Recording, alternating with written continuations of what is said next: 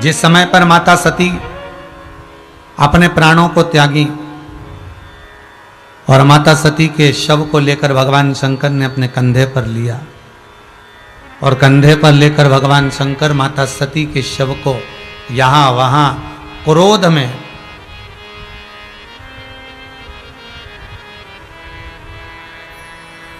घूमने लगे। तब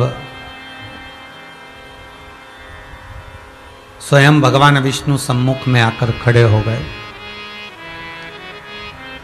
और भगवान विष्णु ने देखा कि सती के शव को लेकर भगवान भूत अधिपति भूतनाथ भगवान शंकर कैलाशी अविनाशी शिव क्रोध में लाल होकर जहां तहां भ्रमण कर रहे हैं।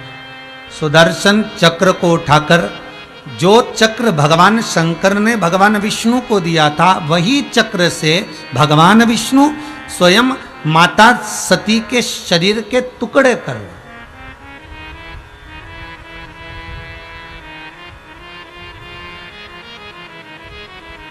और माता सती के शरीर के टुकड़े करे और वो टुकड़े जहां जहां पर गिरे वो शक्तिपीठ बन गए। तो भगवान ब्रह्मदेव ने, भगवान ब्रह्मा ने भगवान विष्णु से जाकर, भगवान नारायण से जाकर एक प्रश्न किया। भगवान विष्णु से पूछा, प्रभु ये बताओ कि आपने ये गलत काम नहीं किया क्या कि माता सती के टुकड़े कर दिया आपने मां जगज्जननी जगदम्बा माता सती के शरीर के टुकड़े करे हैं, दाक्षायणी के शरीर के टुकड़े करे हैं, ये अच्छी बात नहीं है, ये श्रेष्ठता नहीं है आपकी। भगवान विष्णु कहते हैं अगर जग कल्याण के लिए, जगत हित के लिए, जग कल्याण के लिए मैंने यह सब किया और जग कल्याण के लिए अगर थोड़ा सा दुख सहन करना भी पड़ जाए तो सहन करूं।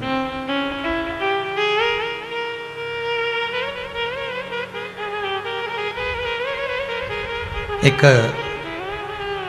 माँ अपने छोटे से बच्चे को जब लेकर जाती है ना, और जब वो उसको टीका लगता है, इंजेक्शन लगता है बाल्यावस्था में, छोटा सा बच्चा, और उस बच्चे को लेकर माँ जाती है और माँ कहती है इसको टीका लगा दीजिए, इसको इंजेक्शन लगा दीजिए। और क्रम वाइज उस बच्चे को इंजेक्शन लगते हैं। डॉक्टर खुद कहते हैं अब इतने महीने पर लेके आना, इतने दिन बाद लेकर आना, और वो बच्चे को लेकर जाती है 15 दिन में, 20 दिन में, 12 दिन में, 8 दिन में, 10 दिन में, 14 दिन में, 3 दिन में, जैसे जैसे लेकर पहुंचती है। मां को मालूम है, माता को यह ज्ञात है, माता के मन में यह भाव है कि ये बच्चे को कष्ट होगा, दर्द होगा, दुख होगा, हो सकता है कि इसको रात्रि में नींद भी ना आए और ये उथल पुथल करता रहे, रात्रि में हो सकता है सो भी ना पाए, बुखार भी आ जाए।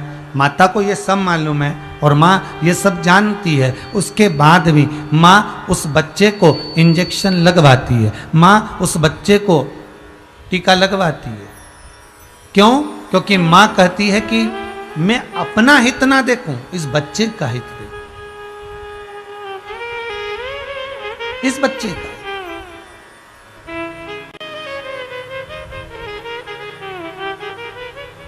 थोड़ा लगेगा जरूर। आज अगर संपूर्ण भारत की भूमि पर पुलिस प्रशासन थोड़ा सा प्रेशर दे रही है, घर में रहो, बाहर मत निकलो, दरवाजा बंद कर कर रखो, थोड़ा दुकानें बंद कर कर रखो, तुम अपने घर में रहो, थोड़ा उनका क्रोध दिख जरूर रहा है, पर इससे फायदा आपका है। प्राण रहेंगे तो दुकान पर बैठ भी जाओगे, प्राण रहेंगे तो 4 फैक्ट्रियां भी लगा लोगे, शरीर रहेगा, प्राण रहेंगे तो परिवार में गाड़ी और बंगले का सुख भोग भी लोगे। और अगर मालूम पड़े दुकान खोलकर बैठ गए और वायरस लग गया, कोरोना जैसी महामारी लग गई और मालूम पड़े हॉस्पिटल में पड़े रहे और आखिरी में राम नाम सत्य हो गया, तो फिर वो कमाने का लाभ क्या होगा? थोड़ा कष्ट जरूर होगा, होगा थोड़ा कष्ट।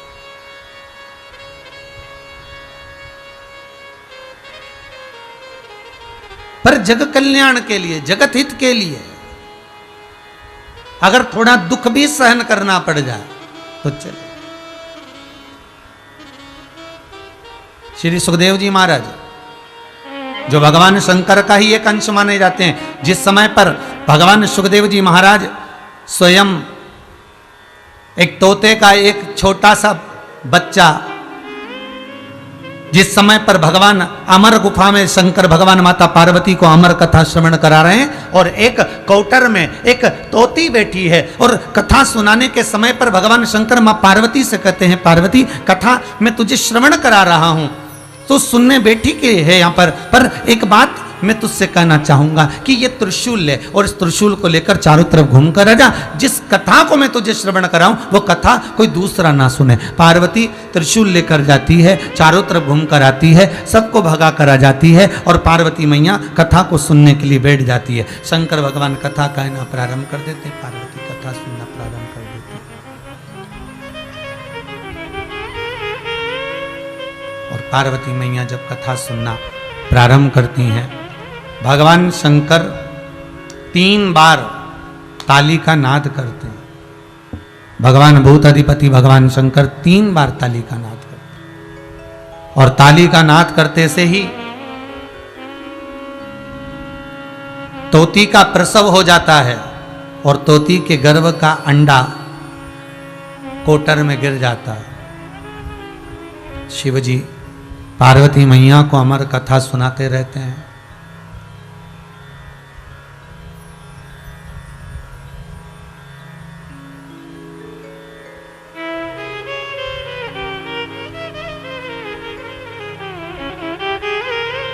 और ये वही अमर कथा है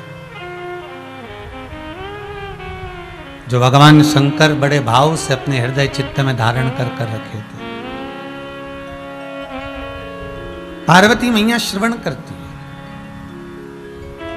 पर कुछ देर बाद माता पार्वती के नैनों में निंद्रा समाहित हो जाती है, मां सो जाती है।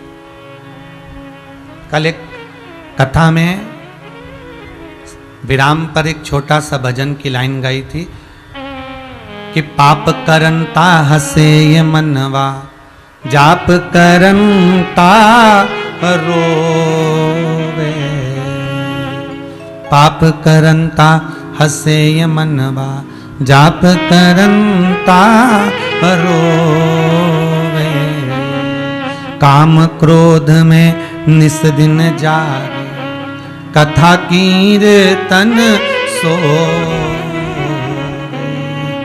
ऐसी फूटी गई तकदीर, कहो ना कैसे तारो।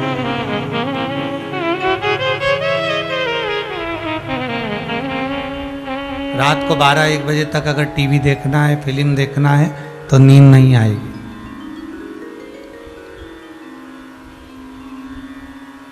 12-1 बजे तक नाटक देखना है, फिल्म देखना है, सीरियल देखना है तो नींद नहीं आएगी।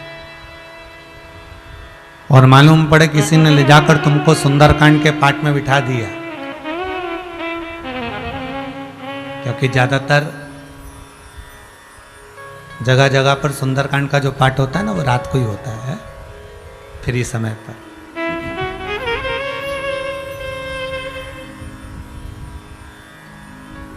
और रात्रि को किसी ने आपको सुंदरकांड के पाठ में ले जाकर बिठा दिया, रात को किसी ने भजन में ले जाकर बिठा दिया।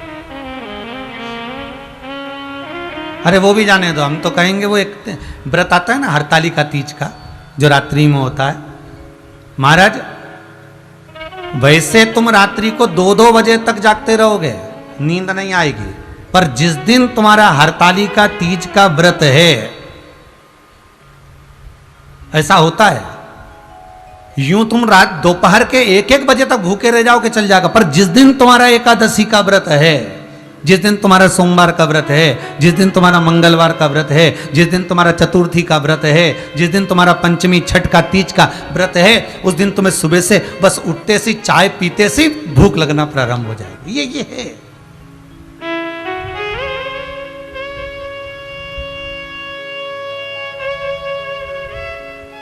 ऐसे आप रात को 12-12 बजे तक 1-1 बजे तक जगते रहो। पर हरतालिका तीज के दिन जैसे ही पूजन का दिन आता है, रात्रि जैसे जैसे शाम मर्द पहली पूजन हुई, दूसरी पूजन हुई और मालूम पड़े नैनों में नींद समाहित होने लगती है। आप कहीं पर जाओ सत्संग में, भजन में, कीर्तन में, रात्रि के समय पर बैठे बस नींद आना प्रारंभ हो जाएगी। पर जहाँ वो कहे ना कि भाई ऐसा क्यों होता है, उसका कारण क्या है। लोग शादी में डीजे पर कितना नाचते हैं, नींद नहीं आती, और भजन में बैठते हैं और नींद आने लगती है, कथा में बैठे और नींद आने लगती है। उसका एक कारण ये भी हो सकता है क्योंकि नींद हमेशा अच्छी जगह पर ही आती है। नींद हमेशा मखमल के गादी तकिए पर ही आती है। नींद हमेशा डनलप के गद्दे पर ही आती है। नींद हमेशा सुकून की जगह पर ही आती है। और ये डीजे, ये डिस्को, ये नाटक, ये सीरियल, ये फिल्में, ये जितनी भी हैं, ये सेज सुख की नहीं है, ये मखमल के गादी तकिया नहीं है, ये कांटों की सेज है। इसलिए नाटक में, सीरियल में,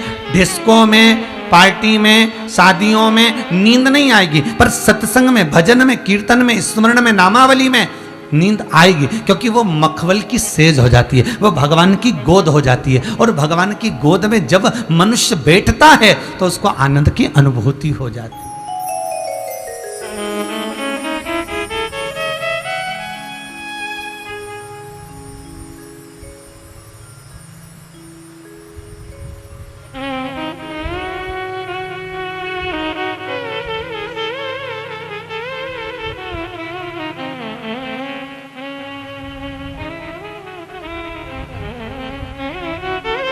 तुम भगवान की पूजा और आरती मशीनों के भरोसे पर छोड़ दी। अभी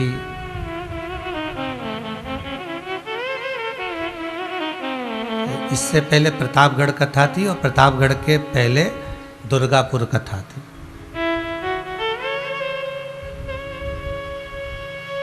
कैलाश अग्रवाल कथा को अग्रवाल परिवार कराया था। यूट्यूब पर भी वो कथा आई थी, लक्ष्मी नारायण मंदिर में हो रही थी। उसी मंदिर में हम भी ठहरे हुए थे। हमने देखा, केवल उसी मंदिर में नहीं, कई मंदिरों में देखा, आरती के समय पर लोग हाथ में घंटी और घड़ियाल लेना बंद कर दिए। एक मशीन आ गई, उज्जैन में मिलती है, हरिद्वार में भी मिलती है, और वो मशीन का खटका दबा दो और नगाड़ा बजना चालू हो जाता है, घंटे की नाद होना चालू हो जाती है, घंटी बजना चालू हो जाती है।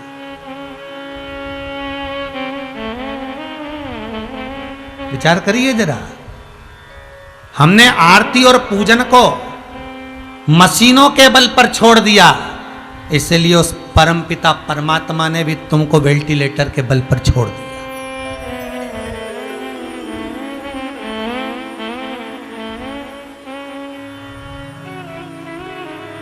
हम दुर्गापुर कथा करने गए तो हमने वहां भी देखा, वो बटन चालू कर देते महाराज जी और घंटियां बजना चालू हो जाती है और नगाड़े बजना चालू हो जाते हैं। अब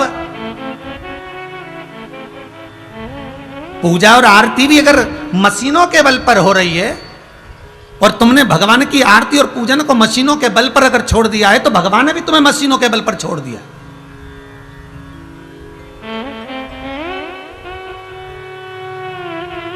और भगवान भी कह रहा है छोड़ दो इसको वेंटिलेटर पर, मशीनों के। इसने मेरी पूजन को, मेरी आरती को, मेरे भजन को, मेरे कीर्तन को, मेरे नाम स्मरण को, मेरी भक्ति को केवल मशीन का एक ठिकाना बना रखा है।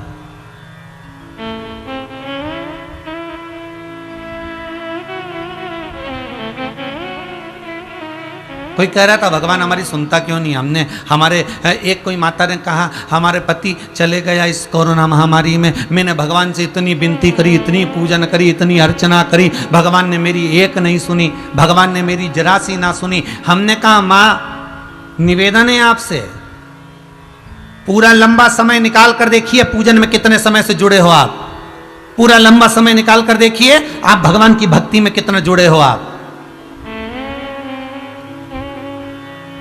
एक गुरुजी ने एक शिष्या से पूछा तुम्हारे ससुर की उम्र कितनी है? गुरुदेव 22 साल। तुम्हारी सास की उम्र कितनी है? गुरुदेव 38 साल। गुरुदेव फिर पूछे, तुम्हारी उम्र कितनी है? 52 साल। तुम्हारे पति की उम्र कितनी है? कल पैदा हुआ है। पत्नी कह रही। सास को गुस्सा आ गया जो सामने बैठी थी, उठकर खड़ी हो गई, महाराज ये मेरी बहू ने अपनी उम्र सही बताई, बाकी के सब झूठा बताया। ससुर 22 साल का है, मैं 38 साल की हूं। इसका पति कल पैदा हुआ तो शादी किसके साथ हुई इसकी?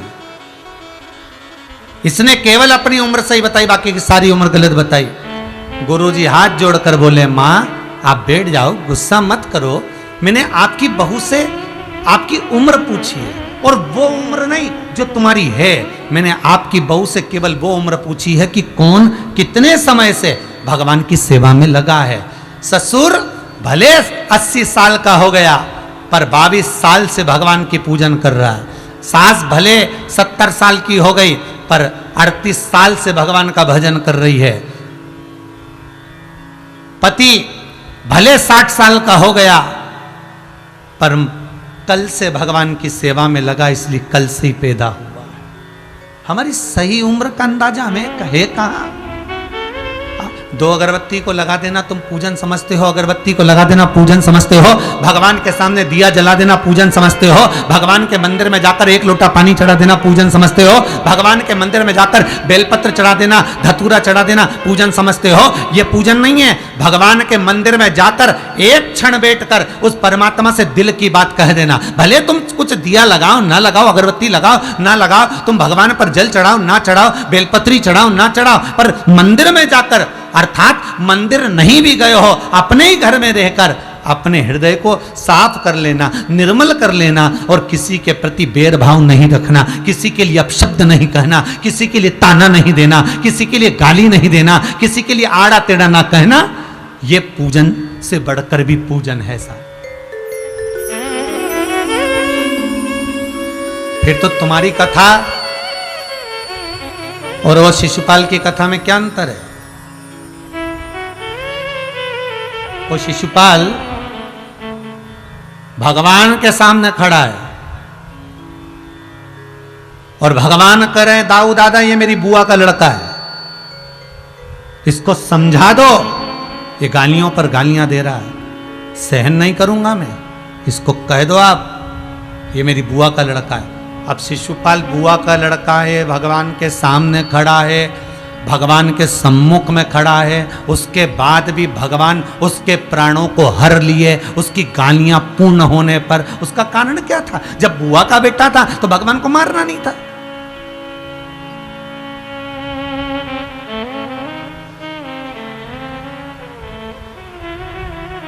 जब भगवान कृष्ण के सामने खड़ा था तो भगवान को मारना नहीं था, क्योंकि भगवान सम्मुख में। फिर क्यों मारा?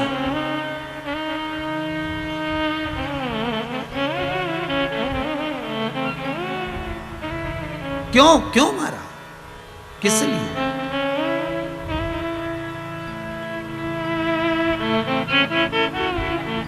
भगवान कह रहे हैं दिखावे की पूजन ना हो।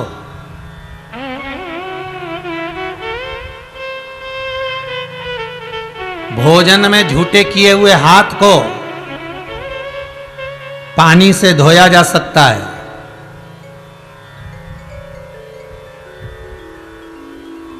भोजन करते समय सब्जी में भिड़े हुए कपड़े को साबुन से धोया जा सकता है, पर कमाई करते समय झूठे किए हुए हाथ को 1 रुपये को 2 रुपये बनाते समय, कमाई करते समय झूठे किए हुए हाथ को ना तो पानी से धोया जा सकता है ना साबुन से धोया जा सकता है। ये झूठे किए हुए हाथ केवल सत्संग से ही धुल सकते हैं, केवल भगवान की भक्ति। और फिर वही वाली बात याद कर लीजिए, धन होगा तो चोरों की नजर जरूर होगी, सुंदरता होगी तो लुच्चों की नजर जरूर होगी, और अगर हृदय में शंकर की भक्ति होगी तो उस महादेव की नजर तुम पर जरूर होगी, ये पक्का है। उस नजर को आपके ऊपर रखना। तो हमें कपड़े कैसे पहने उससे मतलब नहीं रखना, हमें वस्त्र कैसे पहने उससे मतलब नहीं रखना, हमें भीतर से साफ होना, हमें अंदर से साफ होना, हमें भीतर से निर्मल होना।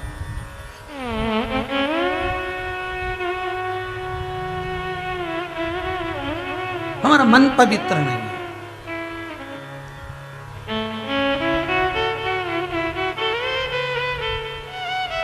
हमारा मन पवित्र,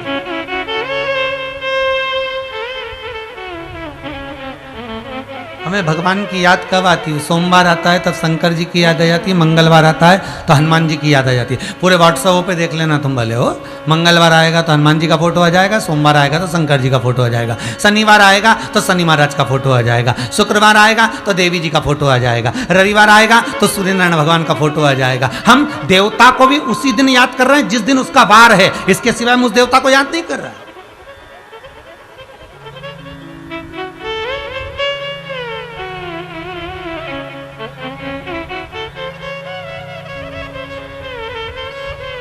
हमने देवताओं को भी वार के बारे में बांट लिया है। सोमवार है, शंकर जी को याद कर लो, आज सोमवार है मैं शंकर जी के मंदिर जाऊंगी, आज सोमवार है मैं शंकर की आराधना करूंगी, आज सोमवार है मैं शिव का स्मरण करूंगी। करो। अगर भक्ति प्रबल है, भाव निर्मल है, तो भगवान का दर्शन भी सम्मुख में है।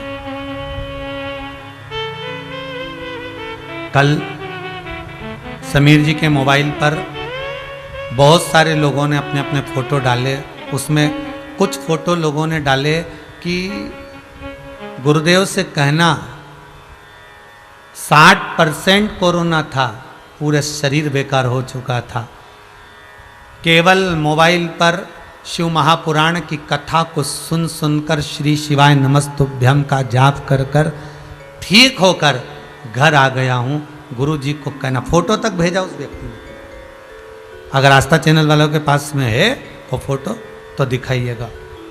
उन लोगों ने अपने फोटो भेजे हैं कि हम भगवान शंकर की मात्र कथा का रसस्वादन कर कर, शंकर का अनुमोदन कर कर, शिव महापुराण का स्मरण कर कर हम वापिस लौट कर आ गए। शंकर की रुचि अर्थात शिव महापुराण की कथा फिर कहती है कि दिखावे से शंकर को मत रिझाओ। भगवान को दिखावा प्रिय नहीं है। आप किस कलर के कपड़े पहने हो, कौन से कपड़े पहने हो, भगवान को उससे मतलब नहीं है। कपड़ा बदलने से परमात्मा नहीं मिलता, कलेजा बदलने से भगवान मिल जाता है। आप कपड़े कब तक बदलोगे साहब? कपड़ा तो उस लंकाधिपति रावण ने भी बदला था, संत का चोला पहन लिया था, और ऐसा चोला उस संत का पहना और रावण सीता को हर कर चले गया कि वो संत का चोला आज भी कुंभ के मेले में सबसे पहले धोया जाता है तो भी साफ नहीं हो पाता। कपड़े बदलने से क्या होगा? इस चित्त वृत्ति को बदलना, इस मन को बदलना, इस भाव को बदलना।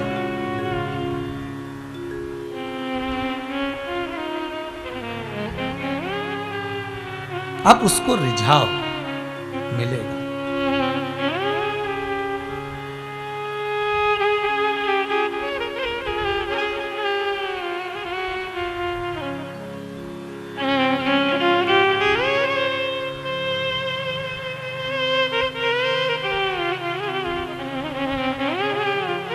महाराज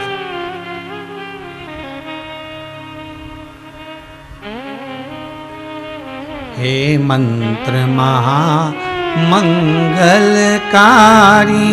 ओम नमः शिवाय, ओम नमः शिवाय।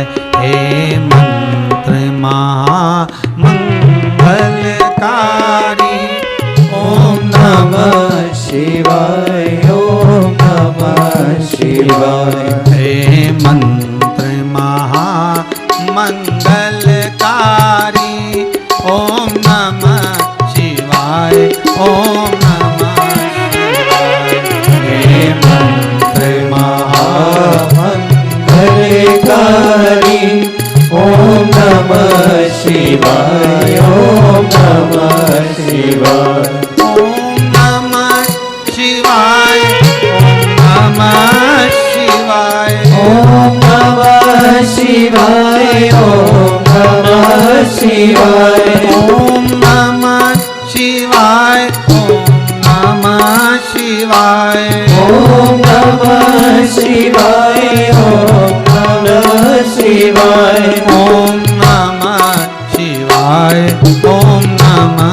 शिवाय ओम नमः शिवाय ओम नमः शिवाय।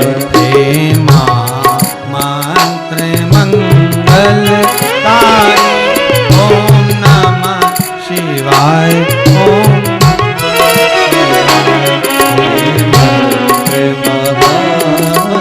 मंगलकारी ओम नमः शिवाय ओम नमः शिवाय।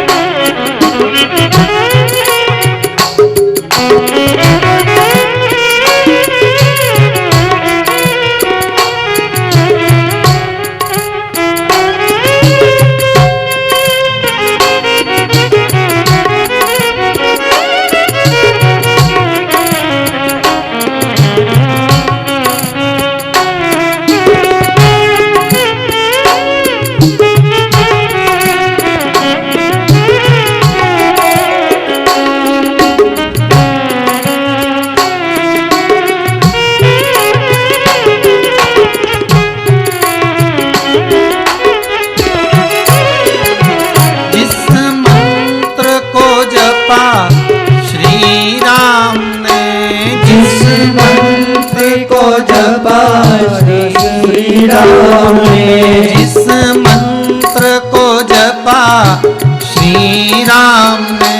जिस मंत्र को जपा श्री राम ने, वह मंत्र है ओम नमः शिवाय। वह मंत्र है ओम नमः शिवाय। हे मंत्र महामंगलकारी ओम नमः शिवाय ओम नमः शिवाय। हे मंत्र महामंगलकारी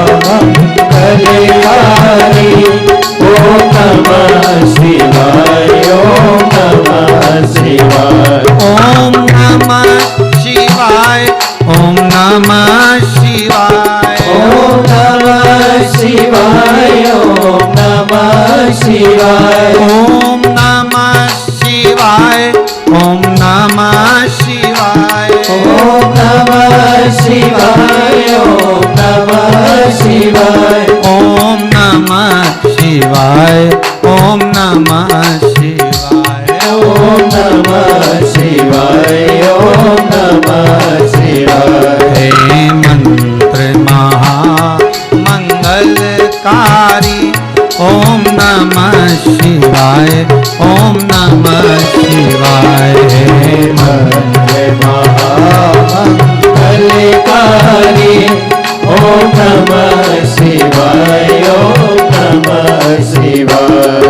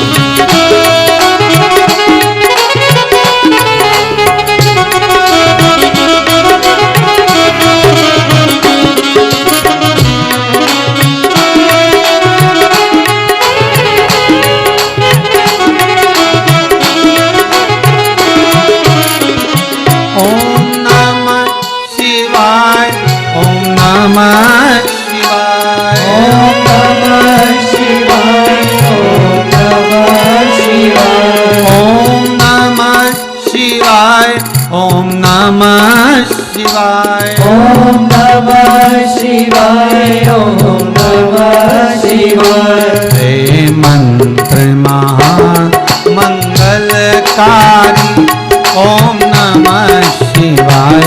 ओम नमः शिवाय। मंगलकारी ओम नमः शिवाय। ओम नमः शिवाय। ओम नमः शिवाय। ओम नमः शिवाय। ओम नमः शिवाय। ओम नमः शिवाय। ओम नमः शिवाय। ओम नमः शिवाय। ओम नमः शिवाय। ओम नमः शिवाय। भगवान का ये मूल मंत्र जपने वाला, जपाने वाला, नित्य भगवान का स्मरण चित्त धारण करने वाला कभी भटक नहीं सकता।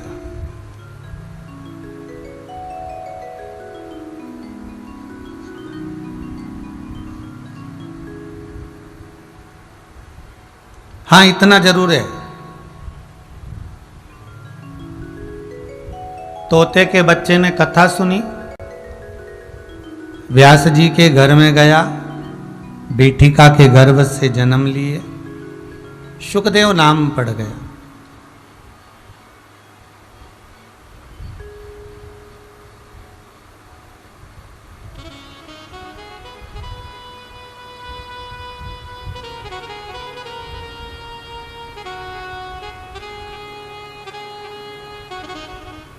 तोता, आप लोग कभी मिट्ठू को, तोता को देखना, नीम पर बैठेगा, आम पर बैठेगा,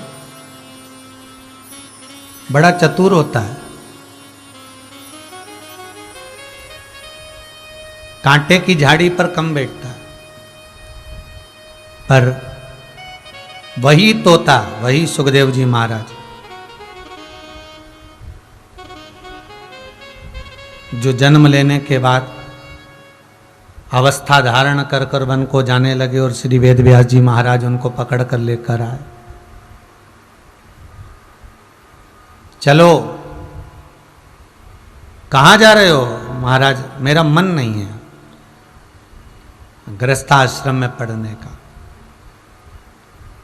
मैं तो बैरागी में, त्यागी में, सन्यासी बनकर अपनी जिंदगी जीना चाहता हूं, मेरा मन नहीं है गृहस्थाश्रम में पढ़ने। वेद व्यास जी कहते हैं कि सबसे बड़ा आश्रम ही गृहस्थाश्रम है। सबसे बड़ा आश्रम कौन सा? गृहस्थाश्रम। घर के अंदर रहो और गृहस्थाश्रम में रहकर अगर मुख से भगवान का नाम निकल गया तो आनंद की अनुभूति हो गई।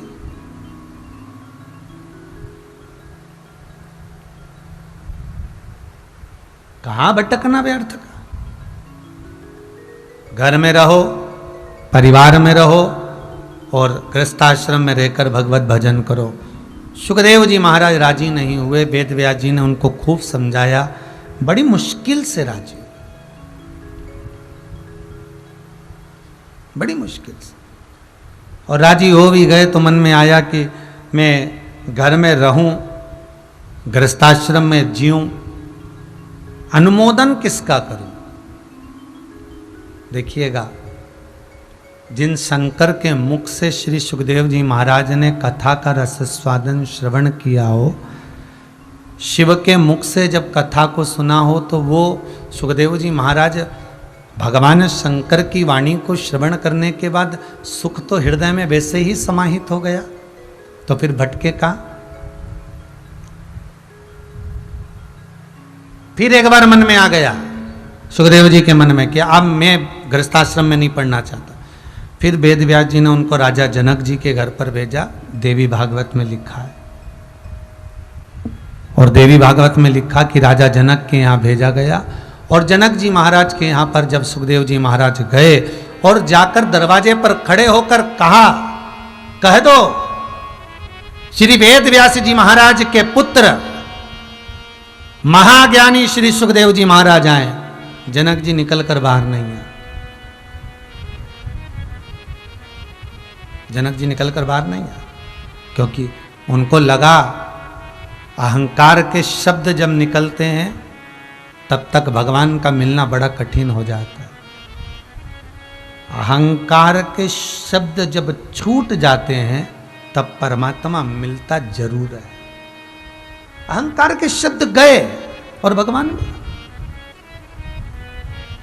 ये जो उठा पटक है ना, आप लोग ध्यान दिए होंगे, शादी में गए होगे आप लोग, कोई कोई गया है? आप लोग जितने लोग टीवी पर कथा सुन रहे हो, जितने लोग मोबाइल पर कथा सुन रहे हो, फेसबुक यूट्यूब पर कथा सुन रहे हो, चाहे स्वयं राजगरिया परिवार हो, कभी आपके घर में फंक्शन हुआ होगा, कभी आपके घर में शादी ब्याह हुआ होगा, या जितने लोग कथा सुन रहे हैं आप भी कभी कहीं शादी में, ब्याह में, फंक्शन में, पार्टी में कहीं गए होगे, तो आपने पता करा होगा कि इतने सारे बर्तन वो हलवाई ने लिख दिए। हलवाई ने कितने बर्तन लिखे? ढेर सारे बर्तन लिख दिए। 4 भगोने बड़े वाले, उससे छोटा भगोना 6, उससे छोटा भगोना 8, फिर परात, फिर ट्रे, फिर डोरी, भट्टा, कढ़ाई, तेल की कढ़ाई अलग, घी की कढ़ाई अलग, चाशनी की कढ़ाई अलग, कितना सामान, डस्टबिन, सब कुछ लिखा, प्लेट भी लिखा, चम्मच भी लिखी, सब लिखा। फिर घर के लोग आए और घर के लोगों ने आकर देखा कि साहब इसमें, पूछ लिया घर के लोगों ने, इसमें क्या रखोगे? तो कि इसमें नुक्ती रखेंगे। अच्छा। इसमें क्या रखोगे? इसमें पूड़ी रखेंगे। अच्छा। इसमें क्या रखोगे? तो इसमें सब्जी रखेंगे। इतने भगोने। हाँ। फिर इसमें क्या रखोगे? इसमें कचरा रखेंगे। इसमें क्या रखोगे? इसमें पूड़ी का आटा उसनेंगे। अच्छा। इसमें क्या रखोगे? तो इसमें हम पूड़ी बना बना कर इसमें पटकेंगे। अच्छा।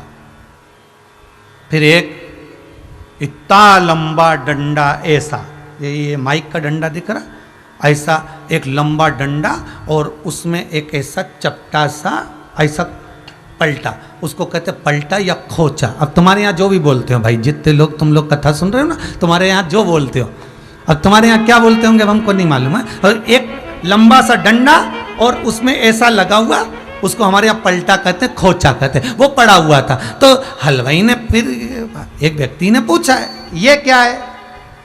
तो कि यही तो काम का है। ये क्या काम आता है? तो कि बस यही काम आता है कि जब सब्जी पकती है, चावल बनाया जाता है, दाल बनाई जाती है, सब्जी बनाई जाती है, तो इससे उस सब्जी को पलट दिया जाता है। हलवाई ने कहा सबसे ज्यादा काम का यही है, जितनी ये बड़े बड़े भगोने काम के नहीं, उतना वो पलटा काम का है, उतना वो खोचा काम का है। बस वो खोचा पलटने का काम करता है, और वो ही खोचा मेरे शंकर के हाथ में रखा हुआ है, वो ही खोचा, वो ही पलटा। और मेरे भोलेनाथ जी ने देख लिया, जब भगोने में सब्जी बनती है और सब्जी बनते बनते दाल सब्जी जब ऊपर जब आ जाती है और भुदक भुदक करने लगती है, तो इतने में हलवाई दौड़ के आता है और पलटा उठाकर ऊपर का नीचे, नीचे का ऊपर कर देता है। तो जो भुदक भुदक कर रहा होता है वो नीचे चले जाता है, और नीचे जाता है तो जलने लगता है, जलने लगता है, भगवान को पुकारने लगता है, और भगवान को पुकारे मतलब फिर हलवाई आया और वो खोचा लगाया, और खोचा लगाया तो फिर ऊपर आ गया। बस भगवान भी यही करता है, जब व्यक्ति अहंकार में फुदक फुदक करने लगता है, जब व्यक्ति अहंकार में उचकने लगता है, जब व्यक्ति अभिमान में फूल जाता है, मेरी फैक्ट्री, मेरा घर, मेरी जमीन, मेरी जायदाद, मेरा गाड़ी, मेरा बंगला, मेरे बच्चे, मेरी फैक्ट्री, अरे मैं 4 चांद लगा दूंगा, मेरी गाड़ी, मेरा बंगला। और जब धन के अहंकार में, सत्ता के अहंकार में, अभिमत्ता में जब व्यक्ति भगोने में फुदकने लगता है, पृथ्वी पर फुदकने लगता है, तो भगवान भी अपने पलड़े से, अपने उस खोचे से माल को पलट देता है। और वो पलटा ये कोरोना महामारी में। अब घर में धन जरूर है, पर वो धन भी किसी काम का नहीं, भगवान के आगे हाथ जोड़कर बैठा है, सही कर दो, अब कोई नहीं कर सकता। अब वो अटैची भरा हुआ पैसा काम आएगा क्या? अब वो सामान काम आएगा क्या? अब वो गाड़ी और बंगला काम आएगा क्या? कुछ नहीं, सारा धरा की धरा रह गया। हाँ, इतना जरूर काम आएगा, जो भगवान का भजन किया है, जो शिव महापुराण की कथा का रसस्वादन श्रवण करा है, जो शंकर की कथा का रस तत्व ग्रहण करा है, वो शंकर की कथा काम आ जाएगी, ये पक्का है, ये पक्का। वो पलट देता है।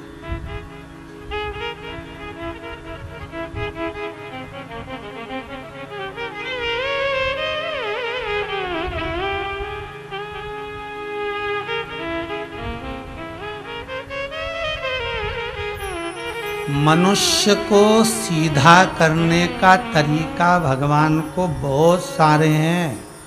भगवान के पास में बहुत सारे तरीके हैं। कभी भूकंप ला देता है, कभी बाढ़ ला देता है, कभी त्रासदी ला देता है, कभी हिला देता है, कभी सूखा। उसके पास में ढेर सारे तरीके हैं। अपने पास में कोई तरीका नहीं, एक ही तरीका है कि भगवान की भक्ति करो, स्मरण करो, उसके भजन में डूबे रहो, और उसने जन्म दिया है तो पेट वो भरेगा, बस उसके विश्वास पर जीते रहो। तो भगवान भी कहता है कि तू चिंता मत करना, जन्म मैंने दिया है, पैदा हुआ तो माता के स्तनों में दूध मैंने दिया, पेट मैंने भरा, तो मरने के बाद भी कफन भी मैं ही दूंगा, अग्नि भी मैं ही दूंगा। और वो आज भगवान ने कलिकाल में सिद्ध कर दिया। ना मोहल्ले वाले, अरे पड़ोसी भी आंख कर आंसू नहीं पोंछ रहे, मोहल्ले के लोग देखते रह रहे हैं बस कि मर गया, रो रहे हैं, पर कोई आंसू पोंछने वाला नहीं। कौन चुप करा रहा है? कौन आंसू पोंछ रहा है? विपदा की घड़ी में पलंग के सिराने पर आकर कौन खड़ा है? जो तुमने भजन किया, जो तुमने दान किया, जो तुमने पुण्य करा, जो तुमने सत्कर्म करा, वो सम्मुख में खड़ा।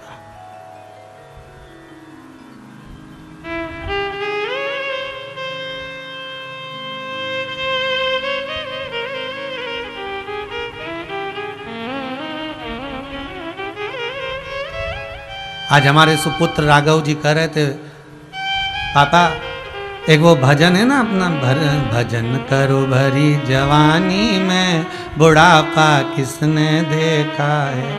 आज वो भजन गाना, हमने कहा बेटा वो भजन भी अब फेल हो गया, अब वो भजन भी फेल हो गया कि भजन करो भरी जवानी में, बुढ़ापा किसने देखा।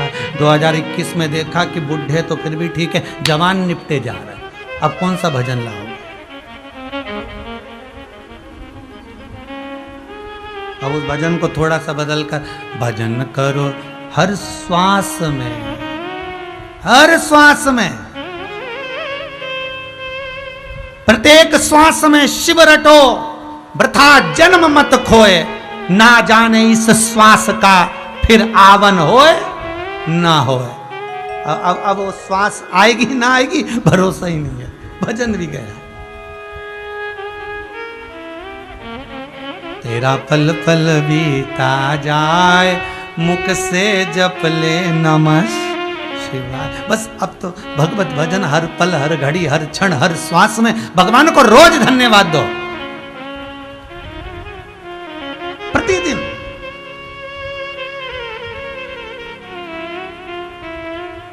आज हम भगवती महाराज को कह रहे थे, भगवती महाराज अब लोगों को एक काम करना चाहिए कि जिनसे दुश्मनी है उनको भी जय श्री कृष्णा करना चाहिए। आज हम भगवती महाराज को कि जिनसे दुश्मनी है, जिनसे आप नहीं बोलते, नहीं चालते, नहीं बात होती आपकी, उसको भी राम राम कहो, उसको भी जय श्री कृष्णा करो, उसको भी श्री शिवाय नमस्तुभ्यम बोलो, उसको भी हर हर महादेव बोलो, उसको भी जय बाबा की बोलो।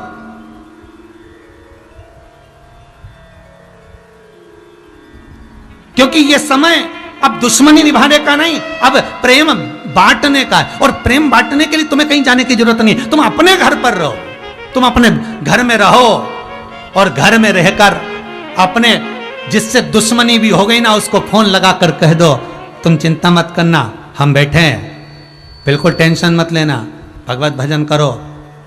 आस्था चैनल पर कथा आ रही है 2 बजे से 5 बजे तक, सीवर वाला महाराज बाचरिया है, कथा सुनो, टेंशन नहीं लीजिएगा।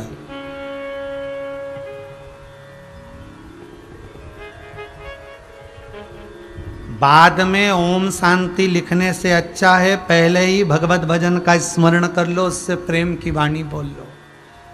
एक बार फोन लगा कर कह दो चिंता ना करना, उसका विल पावर मजबूत कर दो। अभी शंकर बैठा है, देव अधिदेव महादेव बैठा है, वैकुंठ के देवता हैं भगवान विष्णु, ब्रह्मलोक के देवता हैं भगवान ब्रह्मा, मृत्यु लोक का देव है अधिदेव महादेव, उसको पूछ लो। एक एक कंकर में शंकर है, कंकर में भी शंकर है। प्रतापगढ़ की कथा में कहा था, मान लो बीमारी हो भी गई और दवाई भी खा रहे हो तो पहले शंकर जी को दिखा देना, भोलेनाथ आपका प्रसाद पाकर इसको अमृत बना देना।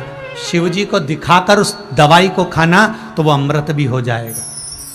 हमारे एक नियम है, सत्यनारायण भगवान के लिए आटा सेक कर पंजेरी बनाते हैं, पंचामृत बनाते हैं। आप प्रैक्टिकल करके देखना है, छोटा सा, कहीं सियोर वाला महाराज झूठ तो नहीं कह रहा, थोड़ा सा प्रैक्टिकल करना।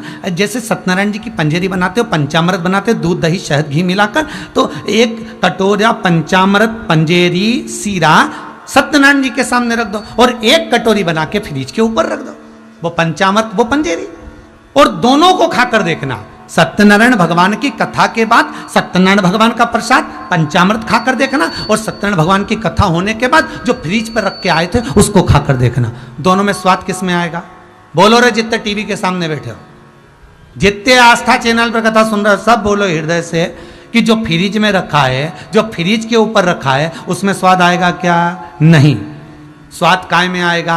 जो भगवान सत्यनारायण को भोग लगाया पंजेरी का, पंचामृत का, जो भगवान के सामने भोग लगाया उसका स्वाद आएगा। और तुम बाकी का तुम कहीं पे भी रख दो उसमें स्वाद नहीं आएगा। उसी तरह अगर दवाई भी तुम ले रहे हो, बीमारी लग गई, वायरस लग गया, तकलीफ ज्यादा हो रही है, ऑक्सीजन नहीं मिल रही, वेंटिलेटर नहीं मिल रहा, तो जो दवाई डॉक्टर दे रहा है उसको एक बार शंकर को समर्पित कर कर उस शंकर से कह दो, तेरे पर विश्वास रखकर तेरी औषधि मेरे स्वामी को दे रही हूं, मेरे अपनों को दे रही हूं, कृपा करना अब इस औषधि को अमृत बना देना। हे भोलेनाथ, अब ये औषधि को तुम्हें से जब मीरा विष का प्याला गिरधर गोपाल को दे देती है और वो विष अमृत बन जाता है, तो क्या वो दवाई अमृत नहीं बन सकती?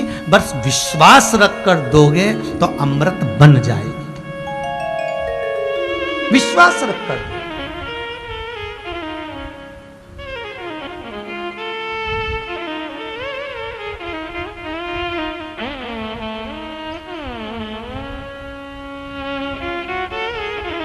अगर विश्वास रख कर दिया है तो अमृत बनिए।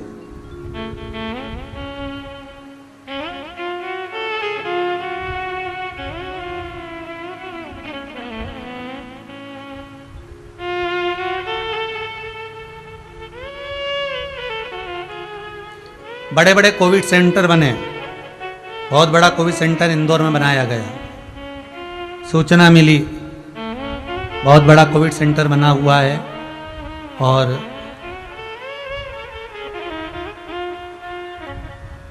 राधा स्वामी सत्संग व्यास में बना हुआ है। दवाइयाँ चालू हो गई, मरीज भी आना प्रारंभ हो गए। सूचना मिली तो हमने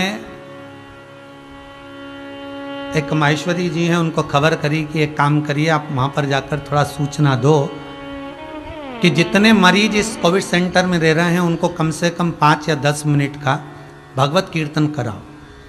कुछ नहीं, जितने लोग पलंग पर पड़े हैं उनको भगवत कीर्तन कराओ। जितना कोई व्यक्ति बन जाए तो ठीक, कोई पड़ा है तो ठीक। भगवत नाम तो जब्बा, व्यक्ति का शरीर तो कष्ट में, भगवत भजन करने में क्या दिक्कत है?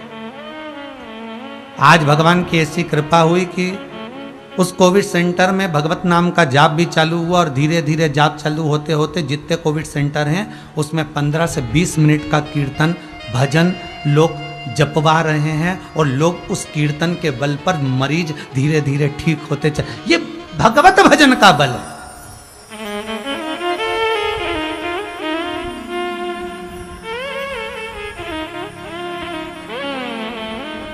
इस भजन के बल पर प्रहलाद जे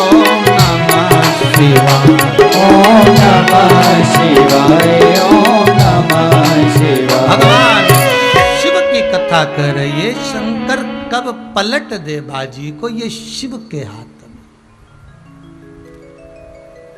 हम बहुत दूर ना पुकारे, हम उस शंभु को, उस शंकर को पुकारे।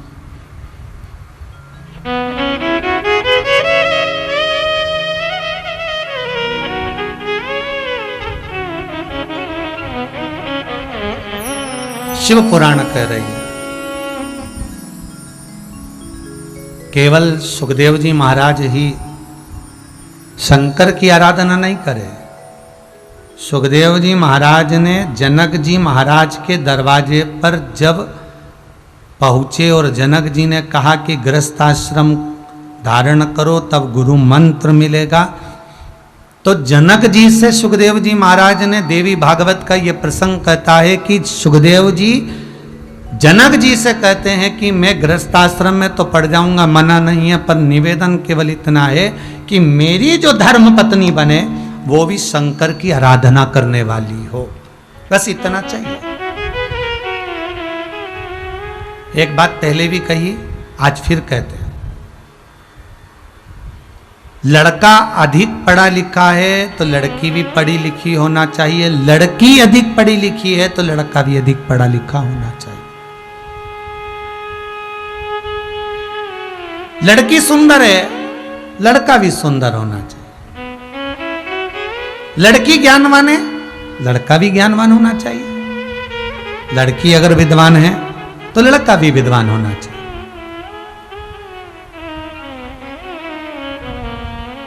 यदि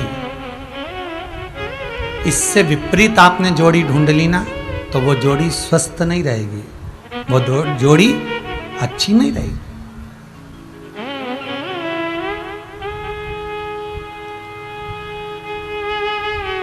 अगर आपकी बेटी, आपका पुत्र भगवान की भक्ति में डूबने वाला है ना भाई, तो भगवान से निवेदन करना कि इसके लिए लड़का लड़की हम ढूंढे तो भगवत भजन करने वाला ढूंढे।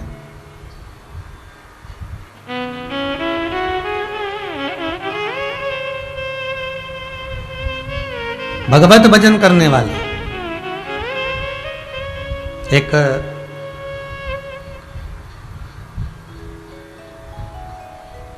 घर में बहू, बेटा, पोता, पोती और पिता, 5 सदस्य घर में रह रहे थे। पिताजी को खांसी चलने लगी।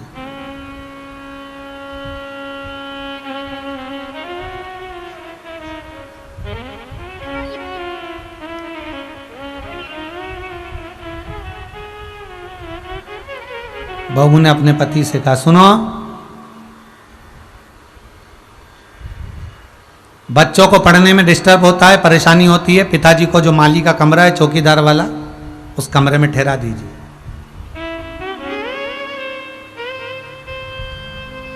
ठीक है। और अपने पिताजी को कह दो बार बार इधर ना आए। हम एक घंटी लगा देते हैं, पिताजी घंटी बजा देंगे, सामान हम यहां से भेज देंगे उनको खाने पीने का। ठीक है। पिताजी से बेटे ने कहा, बाबू, हे बाबूजी, पिताजी, आप माली के कमरे में रह लोगे? हाँ बेटा, क्या दिक्कत है, बुढ़ापा शरीर है, मुझे तो काटना है जीवन, कोई बात नहीं, वहां रह लूंगा। बेटे ने पांव पकड़कर अपने पिताजी से कहा, आपके चरण पकड़ता हूं, आप घर में प्रवेश मत करना, आपके कारण विवाद होता है। ठीक है, पर मुझे खाने पीने की, ये घंटी बजाना, तुम्हारी बहू सामान भेज देगी, वो तुम्हारे लिए खाने पीने का सामान लेकर आएगी। ठीक है। पिताजी घंटी बजा देते, बहू नौकर के हाथ सामान भेज देती। 2 महीने 3 महीने निकले, यही काम चलता रहा। एक दिन पिताजी ने घंटी बजाई, बजी नहीं, बहू सामान लेकर नहीं गई। बेटे ने कसम दी थी, बाबूजी मेरी कसम है, आप घर में प्रवेश मत करना। पिता के पास पीने का पानी नहीं था, घंटी बजा बजा कर रह गया। सुबह से शाम हो गई, ऑफिस में छुट्टी भी लेट हुई आज पति की। शाम को पति आ गया, पूछा अपनी पत्नी से, पिताजी को कुछ दिया कि नहीं दिया? उन्होंने घंटी नहीं बजाई, शायद उनके पास रखा होगा।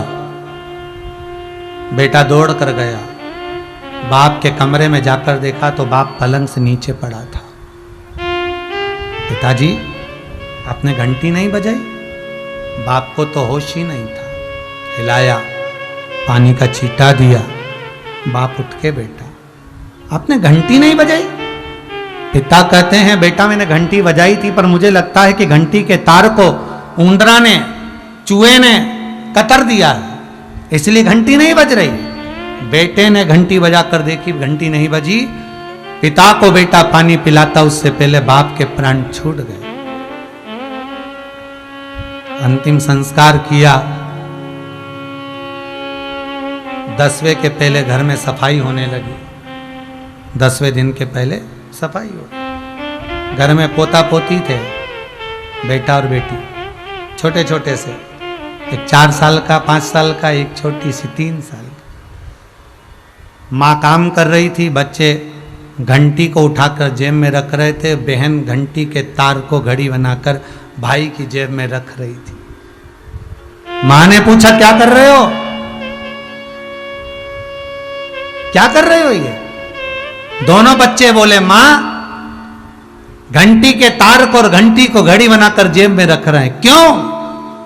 माँ ने पूछा तो बच्चे कहते हैं माँ जैसे आपने दादाजी के कमरे में घंटी लगाई थी, आपकी बहू आपके कमरे में लगाएगी, उसकी तैयारी कर कर रखी जा रही है, उसकी तैयारी करेंगे। हम जैसा करेंगे वैसा हमें भोगना है।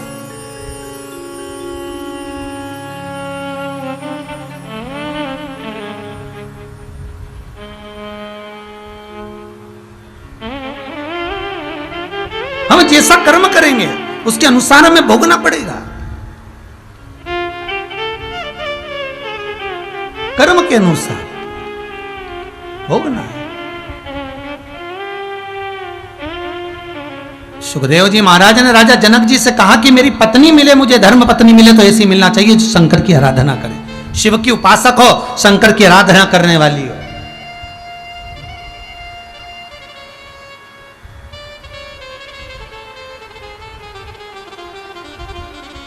और आपसे भी निवेदन है, जितने लोग कथा सुन रहे हो, मुझे बहुत अच्छा लग रहा है।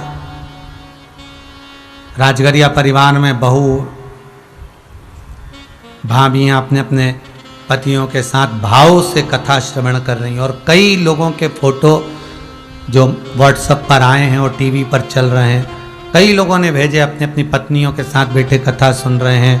कोई बच्चे लोग बैठे हैं भजन कर रहे हैं, बहुएं इतना आनंद से भजनों में नाच रही हैं, श्रृंगार आनंद है। ये सब जो आप लोग भाव से कर रहे हो, अच्छी खुशी की बात है कि कम से कम अगर पति धर्मात्मा है तो पत्नी भी धर्मात्मा। बेटा भगवत भजन में डूबा हुआ है तो बहू भी भगवत भजन में डूबी हुई है, साथ में बच्चे भी भगवत भजन में डूबे हुए हैं। ये बड़ी प्रसन्नता की बात है।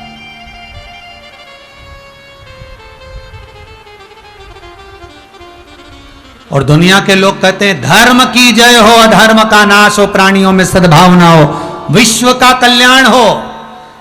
ये आस्था चैनल के माध्यम से आप जो कथा देख रहे हो, सुन रहे हो, इस आस्था चैनल के माध्यम से जो आप कथा को श्रवण कर रहे हो, इस आस्था चैनल के माध्यम से जो आप कथा का रसास्वादन कर रहे हो, टीवी चैनल पर आप पूरे जगह जगह के लोगों का जो फोटो देख रहे हो, ये दिखता है कि धर्म की जय हो।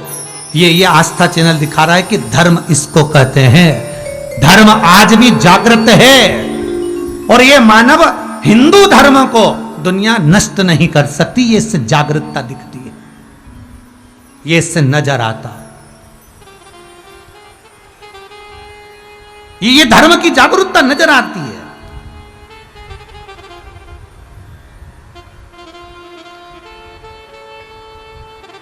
कि धर्म है क्या?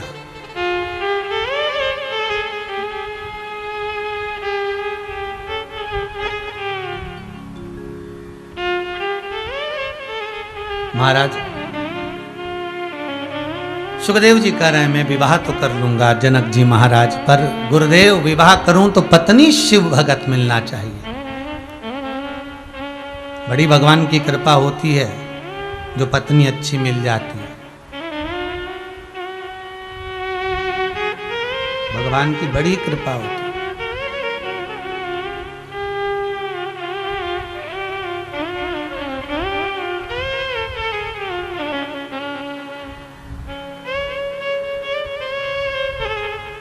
महाराज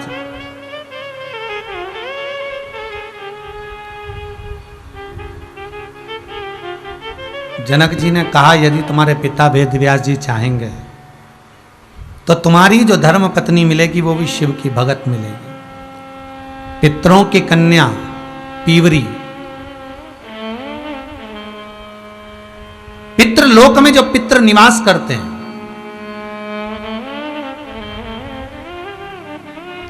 पितरों के 4 द्वार हैं, 4 श्राद्ध होते हैं, 4 नवरात्रे होते हैं। 4 पितरों के द्वार के 4 पितृलोक के 4 द्वार हैं और 4 द्वार पर 4 पितृ विराजमान होते हैं। उन पितरों की बेटी, आपको पहले भी कथा में कहा, एक पितृ की 3 बेटियां हैं, मैना, धन्या, कला, जिनके घर में पार्वती जी का जन्म हुआ, धन्या जो सुनैना बनी जिनके घर में सीता जी प्रगटी, कला कीर्ति बनी जिनके घर में राधा प्रगटी। एक पितृ की बेटी है पीवरी जो सुखदेव जी महाराज के साथ में भी है। देखिएगा जरा पितरों की बेटियां कितने अच्छे अच्छे घर में ब्याही, वो देखिएगा। एक पितृ की बेटियां ब्याही, मैना हिमालय राज से, धन्या सुनैना बनी जो ब्याही स्वयं राजा जनक के यहाँ, कला कीर्ति बनी जो वृषभानु जी के साथ में भी है, और एक पिता की पुत्री पीवरी जो श्री सुखदेव जी महाराज के साथ में भी है। और सुखदेव जी महाराज के साथ में पीवरी का विवाह तो हो गया। विवाह होने के बाद सुखदेव जी महाराज फिर वन की ओर जाने लगे तो वेद व्यास जी ने रोका, रुको जरा रुको, अपनी धर्म पत्नी आ गई तुम्हारी पत्नी, पर पहला फर्ज है गृहस्थाश्रम में रहना, परिवार में रहना और इस परिवार को आगे बढ़ाना। सुखदेव जी महाराज के घर में 4 पुत्र हुए, कृष्ण, गौरप्रभ, भूरी और देवश्रुत। सुखदेव जी महाराज के घर में एक बेटी हुई जिसका नाम था कीर्ति, जो अनु नाम के राजा के साथ में भी आई थी। कीर्ति के घर में एक बेटा हुआ जिसका नाम था ब्रह्मदत्त। अब देखिएगा जरा, सुखदेव जी महाराज के घर में 4 बेटे हुए, एक बेटी हुई। कितना सुंदर संवाद देवी भागवत में लिखा है कि ये 4 बेटे और एक बेटी शिव की उपासना में इतने डूबे रहते थे, इतने डूबे रहते थे कि जब ये ब्रह्मदत्त भांजा मामा के घर में जाता था तब मामा और भांजे दोनों गौरप्रभ और ब्रह्मदत्त मिलकर एक शिवलिंग का निर्माण करते थे। और शिवलिंग का निर्माण जब करते इतनी आराधना में डूब जाते थे, इतनी आराधना में डूब जाते थे कि शंकर के शिवलिंग का अभिषेक करना भूल जाते थे। तो स्वयं गंगा ब्रह्मदत्त और गौरप्रभ के सामने आकर शंकर के शिवलिंग पर बूंद बूंद पानी गिराने लगती थी, कहीं ये पार्थिव शिवलिंग, ये मट्टी का शिवलिंग सूखने के बाद तिड़क ना जाए, चटक ना जाए उसके। कभी कभी आपने भी प्रयास करा होगा, जितने लोग आस्था टीवी पर कथा सुन रहे हैं, फेसबुक यूट्यूब पर सुन रहे हो, आपने भी कभी शिवलिंग का निर्माण करा होगा, मट्टी का शिवलिंग बनाया होगा। बहुत देर तक अगर शिवलिंग को रख दो, पूजन नहीं करो, पानी ना चढ़ाओ, दूध दही ना चढ़ाओ, तो शिवलिंग चटक जाता है, क्योंकि मिट्टी का है। कच्ची मिट्टी का शिवलिंग तो चटकेगा, बीच में से फट जाएगा, टूट जाएगा, खंडित हो जाएगा। पर कोई अगर आपसे प्रश्न करे, बहुत ध्यान दीजिएगा महाराज, कोई आपसे प्रश्न कर ले कि वो कौन था जो पार्थिव शिवलिंग का निर्माण करता था और शिवलिंग चटकता नहीं था, बिना पूजन के भी उस शिवलिंग पर जल चढ़ता रहता था।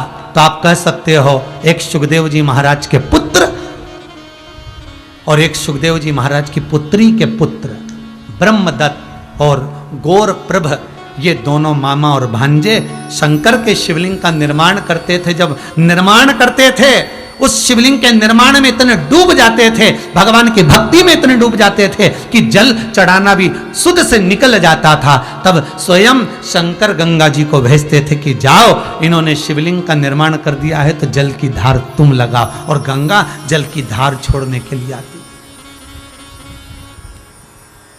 गंगा जल की धार छोड़।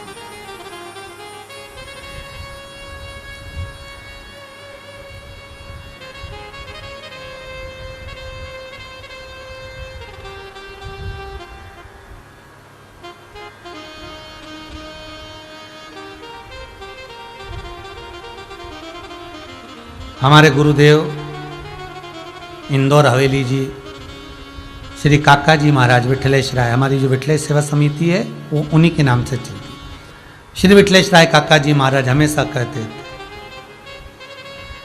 गोलोकवासी परम पूज्य श्री काका जी महाराज एक शब्द कहते थे, मिश्रा भगवान की सेवा करने बैठो, ठाकुर से लाड़ लड़ाने बैठो, और मान लो कोई वस्तु अगर नहीं भी है तो उसका दुख मत करो। ये मेरे काका जी महाराज, मेरे गुरुदेव महाराज का शब्द है, श्री विठलेश राय काका जी महाराज। और मेरे काका जी महाराज जी की सुंदर गादी पर जो विराजमान हुए गोलोकवासी परम पूज्य श्री देवकीनंदन जी महाराज जी, वो भी गोलोकवासी, उनके भी शब्द यही रहे।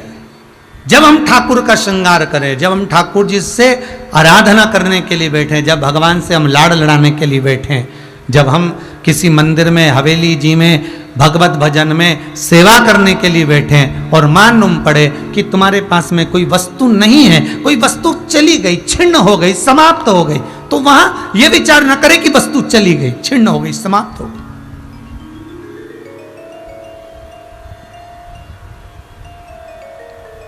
ये विचार करें कि वो वस्तु हमारे पास में है।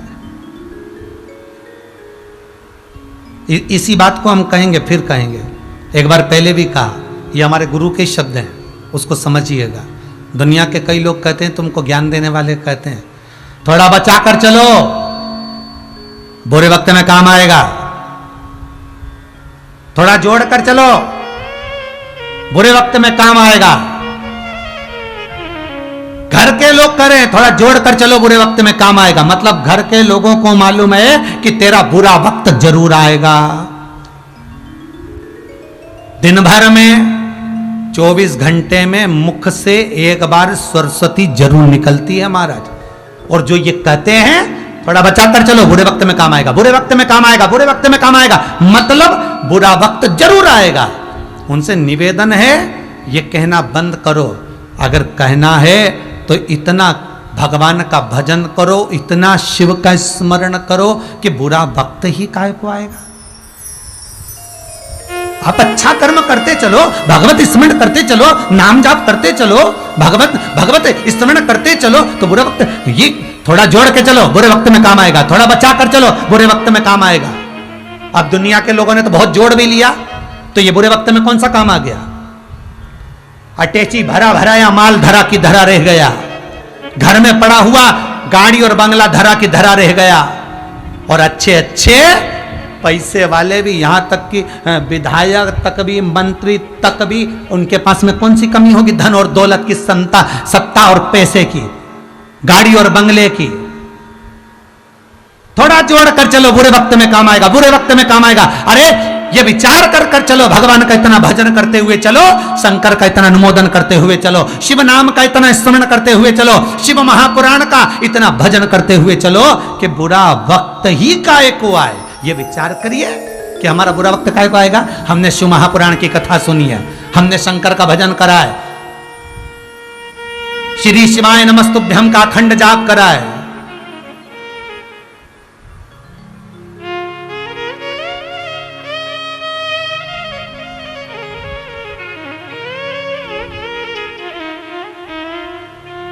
शिवाय नमस्तुभ्यम को जपा है। क्यों आएगा बुरा वक्त? तेरे दरबार की बाबा निराली शान देखी है, तुझे देते नहीं देखा पर झोली भरी देखी है। ये वो है, उसका स्मरण अगर आपने करा है तो बुरा वक्त नहीं आ सकता। आप भटकोगे नहीं, आपका मार्ग प्रशस्त रहेगा।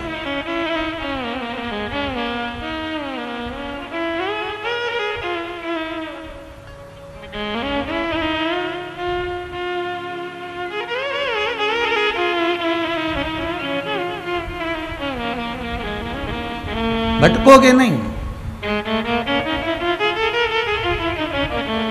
महाराज गौरप्रभ ब्रह्मदत्त दोनों शिव आराधना में लगे रहते थे।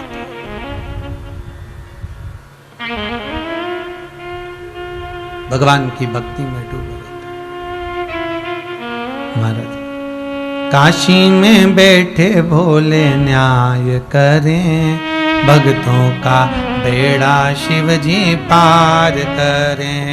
काशी में बैठे भोले न्याय करें, भक्तों का बेड़ा शिव जी पार करें। काशी में बैठे भोले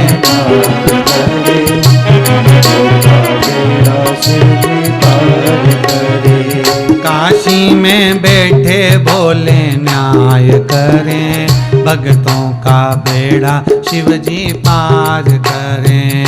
काशी में बैठे भोले न्याय करे, भक्तों का बेड़ा भोले पार करे। भाव से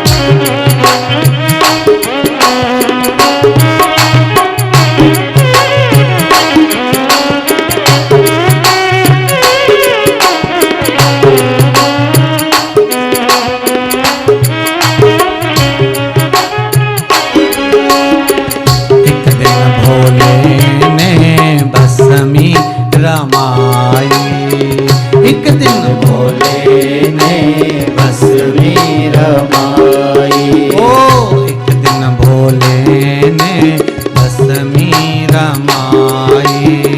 एक दिन भोले ने भस्मी रमाई। गले मुंडों की माल धरे, भक्तों का बेड़ा शिव जी पार करें। गले मुंडों की माल धरे, भक्तों का बेड़ा शिव जी पार करे। काशी में बैठे भोले न्याय करें, भक्तों का बेड़ा शिव जी पार करें। काशी में बैठे भोले न्याय करें, भक्तों का बेड़ा शिव जी पार करे। जय हो।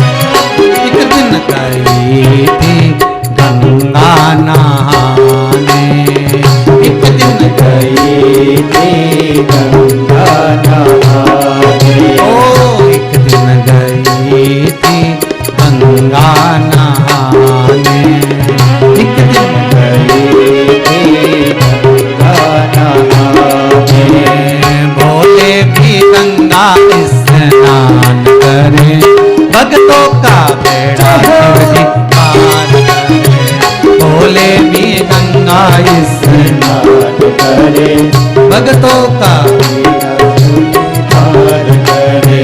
काशी में बैठे भोले न्याय करे, भक्तों का बेड़ा शिव जी पार करे। काशी में बैठे भोले न्याय करे, शिव जी पार करे।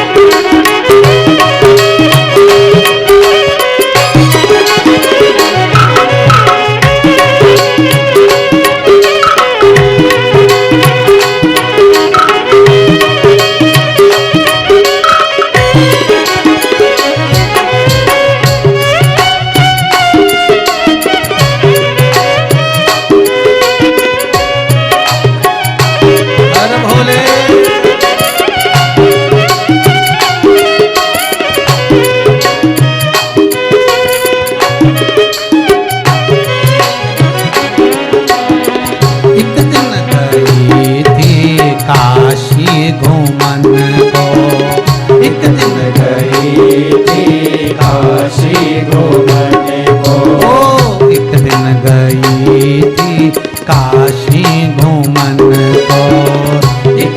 गई थी काशी घूमन को। काशी की गलियों में भोलेनाथ मिले, भक्तों का बेड़ा शिव जी पार करे। काशी की गलियों में भोलेनाथ मिले, भक्तों का बेड़ा शिव जी पार करे। काशी में बैठे भोले न्याय करें, भक्तों का बेड़ा शिव जी पार करें। काशी में बैठे भोले न्याय करे, का बेड़ा शिव जी पार करे। काशी में बैठे भोले न्याय करें, भक्तों का बेड़ा शिव जी पार करें। काशी में बैठे भोले न्याय करे, भक्तों का बेड़ा शिव जी पार करे। भक्तों का बेड़ा शिव जी पार करें, भक्तों का बेड़ा शिव जी पार करे। भक्तों का बेड़ा शिव जी पार करें। भक्तों का बेड़ा शिव जी पार करे। हर हर महादेव। भगवान भक्ति के प्रतिबिंब को धारण करने वाला मेरा शिव ओगड़दानी त्रिकालदर्शी कैलाशी है।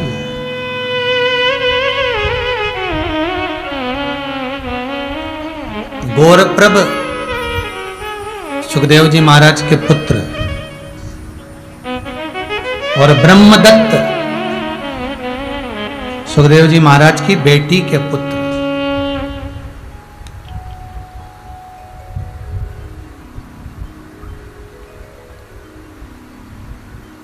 ये शंकर के बड़े उपासक हैं।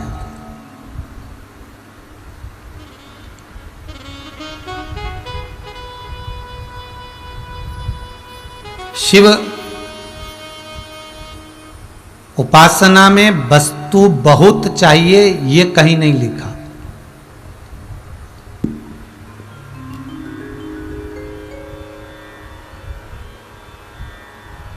एक भक्त ने पूछा, गुरुदेव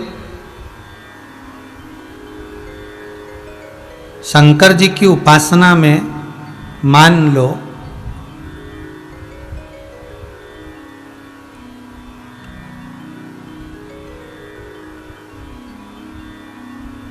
हमारा मन करे कि हम शंकर को तुलसी समर्पित करें, तो क्या कर सकते हैं? भाई, स्कंद पुराण में, शिव महापुराण में लिखा है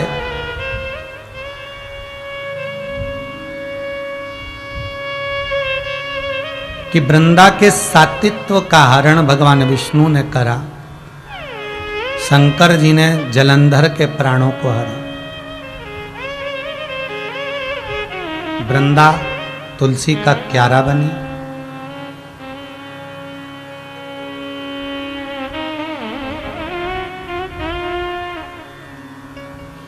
तुलसी का दल शंकर पर चढ़ता है, पर उसकी भी तिथि निश्चित है।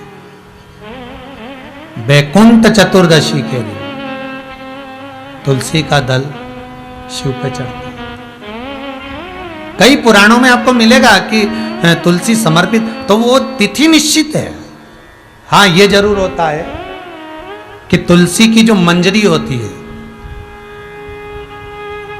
तुलसी की जो मंजरी होती है, जो तुलसी के ऊपर लगी होती है, वो तुलसी की जो मंजरी होती है वो शंकर की सेवा में जा सकती है, वो शंकर भगवान को समर्पित हो सकती है। पर तुलसी का जो दल है, जैसे कि ये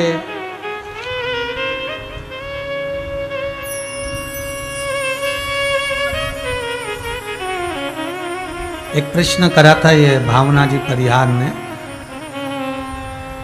कि गुरुदेव, शंकर भगवान पर क्या तांबे के लोटे से ही जल चढ़ाना चाहिए, स्टील के लोटे से नहीं? प्रयास करा करो तांबे के लोटे से जल चढ़े। महाराज, इसी कुबेरेश्वर धाम की ऑनलाइन कथा पूर्व की श्रवण करिएगा, उसमें वर्णन किया था कि तांबे का लोटा जिसका मुख छोटा हो, गला लोटे का मुख छोटा हो, ऐसे लोटे से जब हम भगवान का अभिषेक या पूजन करते हैं तो उससे बीमारी समाप्त होती है और रोग छिन्न होता है। तांबे के लोटे से शंकर भगवान को दूध चढ़ाना चाहिए, नहीं चढ़ाना चाहिए? शास्त्र कहता है तांबे के लोटे से दूध चढ़ाने से पूत छिन्न होता है, इसलिए तांबे के लोटे से दूध ना चढ़ाएं। अगर दूध चढ़ाना है तो स्टील का पात्र ले लें, चांदी का पात्र ले लें, आदि दूसरे पात्र ले लें, पर तांबे के पात्र से दूध ना चढ़ाएं। फिर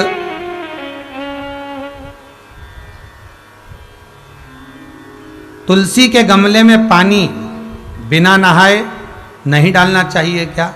वैसे शिव महापुराण में एक बात अच्छी लिखी है और स्कंद पुराण में भी लिखी है कि यदि तुलसी और बेलपत्र, क्या क्या चीज, तुलसी और बेलपत्र बिना नहाए स्पर्श नहीं करना चाहिए। अगर बेलपत्र की पत्तियों को भी तोड़ना है, उतारना है, तुलसी के दल को भी उतारना है, तो बिना नहाए ना उतारे। स्नान कर लिया हो तो तुलसी के दल को स्पर्श करें, तुलसी को स्पर्श करें या बेलपत्र को स्पर्श करें। महाराज, बेलपत्र का भी स्पर्श बिना स्नान के नहीं किया जाता शिव महापुराण के अनुसार। एक प्रश्न किसी माहेश्वरी जी ने करा है इंदौर से, उन्होंने लिखा है कि हम जो पशुपति व्रत करते हैं वो पशुपति व्रत जैसे आज पूरा हुआ तो एक व्रत छोड़ने के बाद दूसरा फिर कर सकते हैं क्या? करो, मना नहीं है, पर लाइन से ना करें। थोड़ा 2-4 सोमवार उस व्रत को छोड़ दो, पूर्ण होने के बाद उसके बाद आप व्रत करेंगे तो उसका फल आपको पुनः प्राप्त होगा। देवताओं पर किसी भी चीज का दबाव नहीं होना चाहिए। व्रत करने का मतलब आप लोगों को मालूम होगा कि किसी कार्य को सिद्ध करना, किसी कार्य को सिद्धता की ओर लेकर जाना।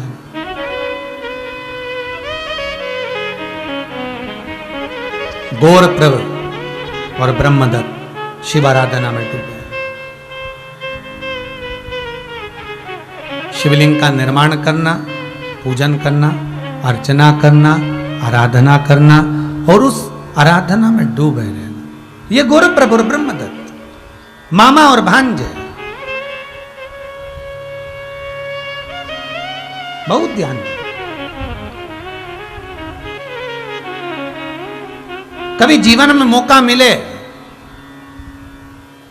पूरा परिवार जब एकत्रित हो, और अभी तो लॉकडाउन के अंतर्गत घर घर में पूरा परिवार है, कभी मौका मिले और पूरा परिवार जब एकत्रित हो तो मन में विचार कर लेना कि आज मन कर रहा है कि मैं मिट्टी का शिवलिंग का निर्माण करते हैं और उसको एक एक लोटा पानी सारे घर के सदस्य मिलकर चढ़ाते हैं।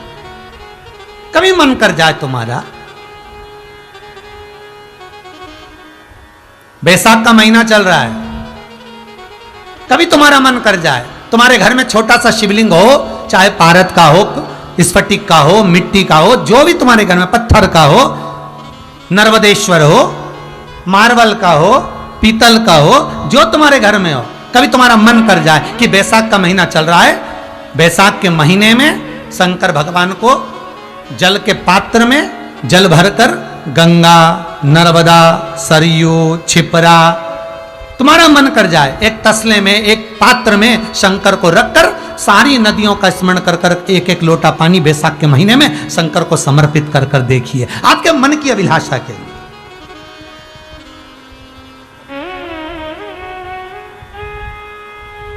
एक उत्सव मना कर देखिए, वो अपने ही घर में, कहीं दूसरी जगह नहीं जाना, तुम अपने घर। उज्जैनी में, काशी में, सोमनाथ में, मल्लिकार्जुन में, ओमकारेश्वर में, भीमाशंकर में, वैद्यनाथ में, सारे ज्योतिर्लिंगों में बैसाख के महीने में 5, 7, 11 कलश मिट्टी के, चांदी के भरकर, तांबे के भरकर लटकाए जाते हैं शिव के ऊपर, अलग अलग नदियों के भाव से, गंगा, छिपरा, नर्मदा, सरयू, सरस्वती, यमुना, सारी नदियों के भाव से, और वो बूंद बूंद पानी शंकर जी के ऊपर धीरे धीरे कर कर चढ़ता रहता है। क्यों? कहते हैं कि ये बैसाख के महीने में शंकर पर जो जल चढ़ता है वो मनोकामना को पूर्ण करने का होता है, रोग मुक्ति के लिए होता है, कार्य सिद्धि। जैसे आज सतुवाई अमावस्या, सतुवाई अमावस्या के साथ में आज ये अन्नदान अमावस्या, आज की अमावस्या का वर्णन कितना कहा कि पितृपक्ष में जो अमावस्या आती है उसका भाग केवल पितरों को प्राप्त होता है, पर यह सतुवाई अमावस्या आज का दिया गया अन्न के निमित्त, अगर मालूम पड़े आप कहीं जाकर अन्न का दान नहीं कर सकते तो अन्न के निमित्त से अगर आपने 1 रुपया भी निकाल दिया है और आपके परिवार में, कुटुंब में, कबीले में, मोहल्ले में कोई बिना खाया पिया, भूखा, तड़प कर अगर कोई चला भी गया है, बिना पानी पिए भी कोई चला गया है, बिना गंगा जल के भी चला गया है, तो आज का किया हुआ दान उस जीव को प्राप्त हो जाता है। इसलिए इसको अन्न अमावस्या भी कहा, सतवाई के साथ। ये केवल सतवाई नहीं, अन्न अमावस्या।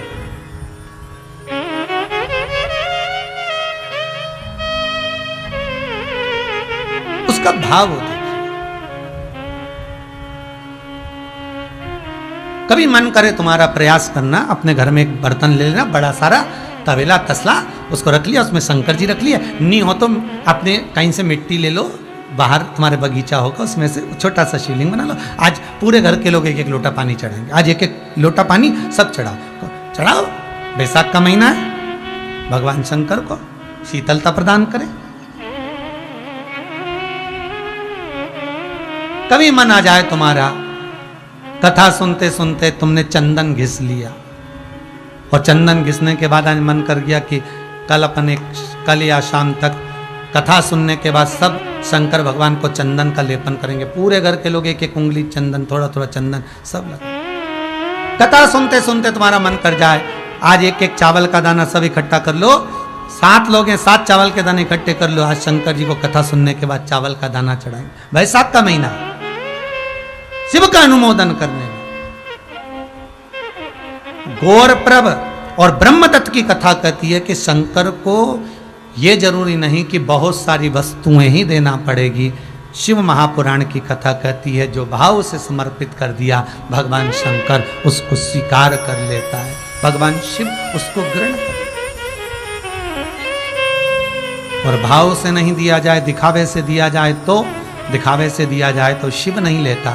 कथा आती है देवऋषि नारद कामदेव पर विजय प्राप्त कर लेते हैं।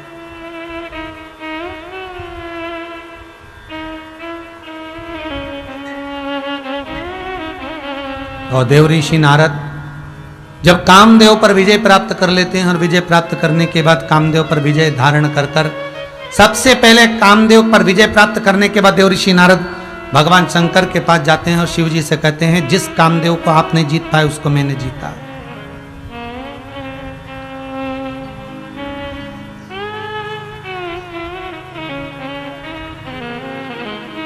जिसको आपने नहीं जीता उसको मैंने जीता।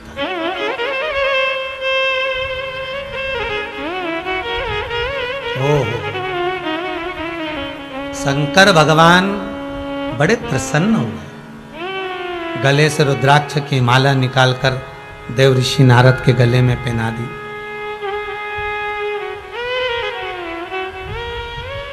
नारद जी बैठो, सिंहासन लगाया आपके लिए, ये पत्थर है ना, अब शंकर जिस पे बैठते थे उसी पे नारद को बिठाया कि हम पत्थर पे बैठे थे तुम भी बैठो।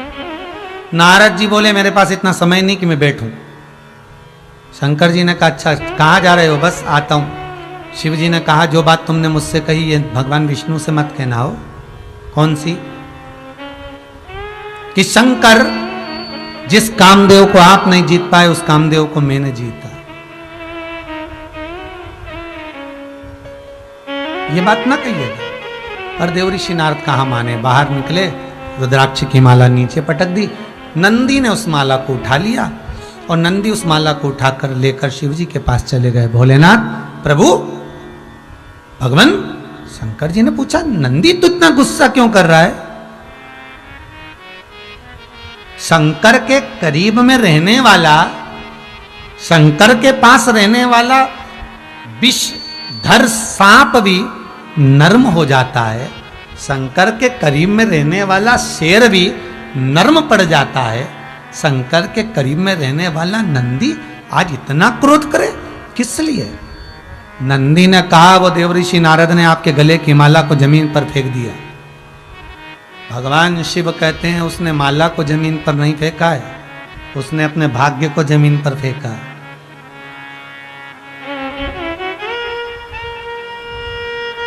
शंकर का एक रुद्राक्ष भी यदि आपके पास में है तो समझ लो वो शिव ही है, शंकर ही है।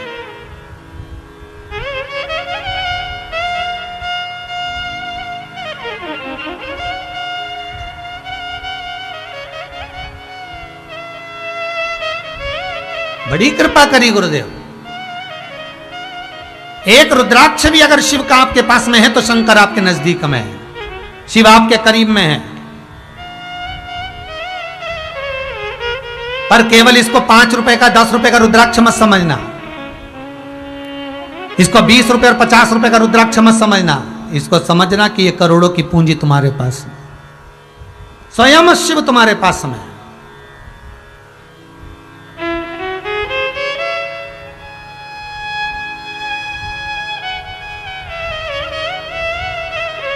स्वयं शंकर तुम्हारे साथ में, क्यों घबरा? भाग्य फेंक दिया देव ऋषि नारद ने। चिंता मत करो। नारद जी गए भगवान विष्णु के पास। भगवान विष्णु ने पूछा देव ऋषि नारद कैसे आए? नारद जी ने कहा प्रभु बैठने का नहीं कहोगे? भगवान बोले बैठने का तुम बाद में कहेंगे, पहले यह सुनाओ कि आए क्यों। भगवान देव ऋषि नारद ने कहा आपको नहीं मालूम, जिस कामदेव को भगवान शंकर नहीं जीत पाए उसको देव ऋषि नारद ने जीता। बहुत बढ़िया, बहुत सुंदर। भगवान विष्णु की आंख में से आंसू बहने लगे। लक्ष्मी जी पास में खड़ी थी, उन्होंने पूछा प्रभु रो रहे हो? भगवान बोले नहीं, आज मेरे स्वामी का अपमान हो गया वाणी से। इस देव ऋषि नारद ने शंकर की निंदा कर दी। तो लक्ष्मी जी ने पूछा निंदा कर दी तो क्या हुआ? भगवान विष्णु के मुख से निकल गया, लक्ष्मी जानती नहीं हो क्या? शंकर की निंदा करने वाला और शंकर की निंदा सुनने वाला दोनों महापापी होते हैं। शंकर की निंदा करने वाले को भी एक जन्म पशु का लेना पड़ता है और शंकर की निंदा सुनने वाले को भी एक जन्म पशु का लेना पड़ता है। इस देवऋषि नारद ने शंकर की निंदा करी तो इसको तो बंदर का मुंह लगेगा, पर मैंने शंकर की निंदा सुनी है इसलिए मुझे घोड़े का मुंह लगेगा। आप सभी ने रामचरितमानस सुनी होगी, कथा सुनी होगी रामायण में कि नारद जी को जब शीलनिधि राजा की कन्या का स्वयंवर था तो तो देवऋषि नारद सुंदर बनने के लिए भगवान से कहते हैं जिसमें मेरा हित हो ऐसा मेरा रूप बना दो। भगवान ने उसको बंदर का मुख दे दिया। क्यों बंदर का मुख लगा? क्यों? क्योंकि शंकर की निंदा करी थी, इसलिए बंदर का मुख लगा। और हयग्रीव राक्षस को मारने के लिए भगवान का हयग्रीव अवतार, घोड़े का मुख लगा। क्यों लगा? घोड़े का मुख लगने का कारण केवल इतना था क्योंकि उन्होंने निंदा को सुना था। आपसे भी निवेदन है, जितने लोग टीवी चैनल के माध्यम से कथा सुन रहे हैं, किसी की भी निंदा करोगे चल जाएगा, पर शंकर की निंदा ना तो सुनना और शंकर की निंदा ना करना।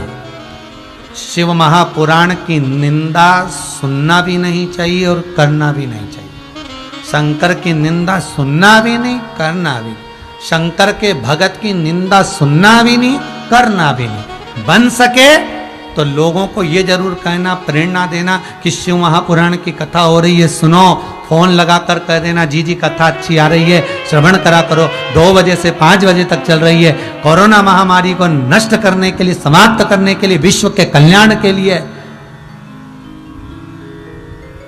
ये सुंदर राजगरिया परिवार अपने माता पिता की स्मृति में कथा करवा रहे हैं।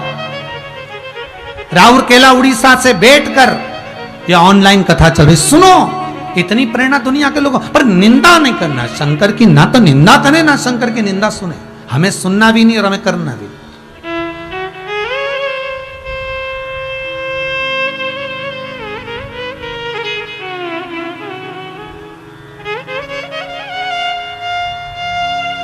शिव जी का नाम क्या है? एक नाम है शंकर का भोला। जरा जम के बोलो रे, जितने बैठे हो सामने, क्या नाम है? भोला। अब हमारे यहाँ एक बहुत सरल भाषा में कहते भोले का भगवान, मतलब जो भोला है ना उसको कुछ नहीं करना, उसके लिए जो करेगा वो ही करेगा, अपने को कुछ नहीं करना। तो जो भोले के भगत होते हैं ना, उनके लिए भी वही भगत सोचता रहता है, वो जाने उसका काम नहीं, अपने को कुछ नहीं सोचता। हम निंदा करे भी नहीं और सुने भी नहीं। देवऋषि नारद जाने लगे।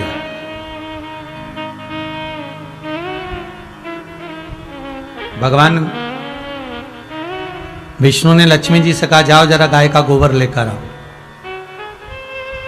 जाओ जल्दी गाय का गोबर लेकर आओ। और गाय के गोबर से ये देवऋषि नारद जहां पर बैठा था वहां लीप दो। लक्ष्मी जी ने पूछा अमृत से लीप दूं तो? नहीं नहीं नहीं, गाय के गोबर से लीपना। जाओ।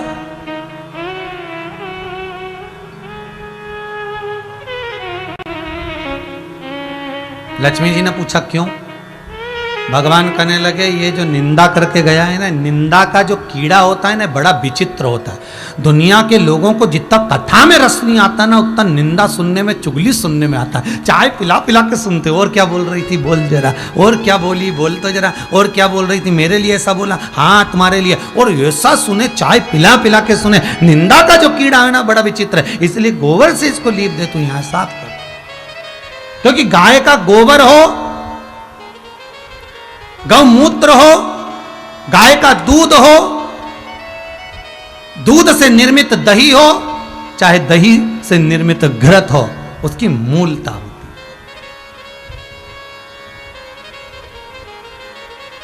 अग्नि पुराण कहती है अन्न 5 रात्रि तक हमारे शरीर में रहता है। कितने? 5 रात्रि। दूध 7 रात्रि तक हमारे शरीर में रहता है। दही 20 रात्रि तक हमारे शरीर में रहता है। और गाय का घी 1 महीने तक हमारे शरीर के अंदर रहता है। कितने महीने तक? 1 महीने तक। इसलिए हिंदू धर्म में कहा जाता है कि गाय के घी से निर्मित भोजन बनाकर जब हम कंडे में, अग्नि में छोड़ते हैं तो हमारे पितृ और हमारे देवता प्रसन्न हो जाते हैं। पितृ और देवता प्रसन्न हो जाते हैं।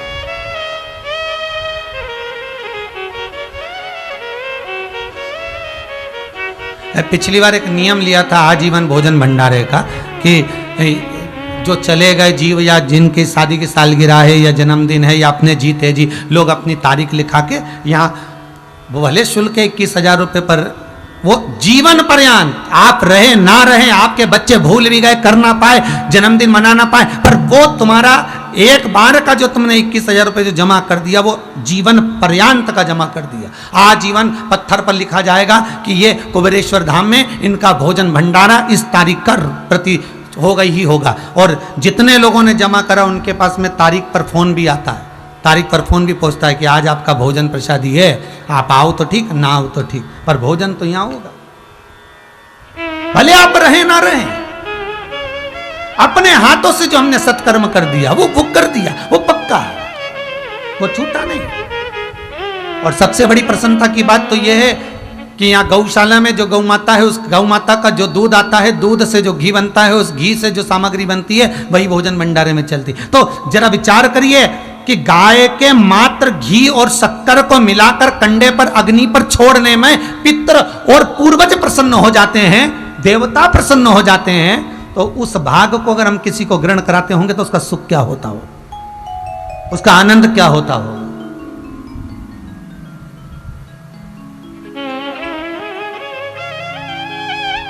ये सुख, ये आनंद। तो यहां भगवान करें लीप दे, और लक्ष्मी जी ने लीप दिया और देवऋषि नारद गए और उनको बंदर का मुख लगा। आखिरी में क्षमा मांगी, मैं करूं क्या? का चंद्रभागा नदी के तट पर जाओ आराधना करो। चंद्रभागा नदी के तट पर जाकर आराधना करी तो भगवान का दर्शन हुआ। क्षमा मांगी शंकर भगवान से, मुझे क्षमा कर दो। भगवान भोलेनाथ बोले मुझे तो गुस्सा आया ही नहीं, ना मुझे क्रोध आया, ना मैंने कुछ कहा, क्षमा मांगने की जरूरत भी नहीं, क्षमा।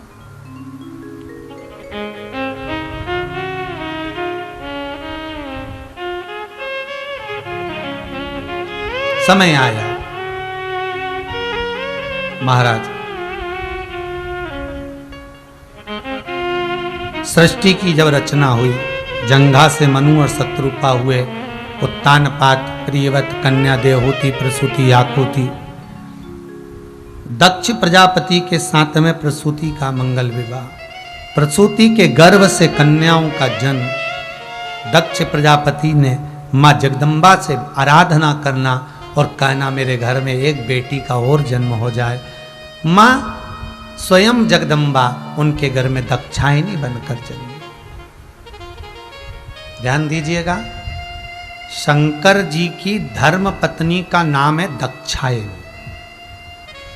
प्रसूति के गर्भ से जो कन्या जन्मी थी, शिव उसको दक्षायनी कहते थे। दक्ष की पुत्री हो तुम। इनका नाम सती कब पड़ा? जब ये यज्ञ की अग्नि में कूद कर समाप्त हो गई, सती हो गई, तब ये सती का।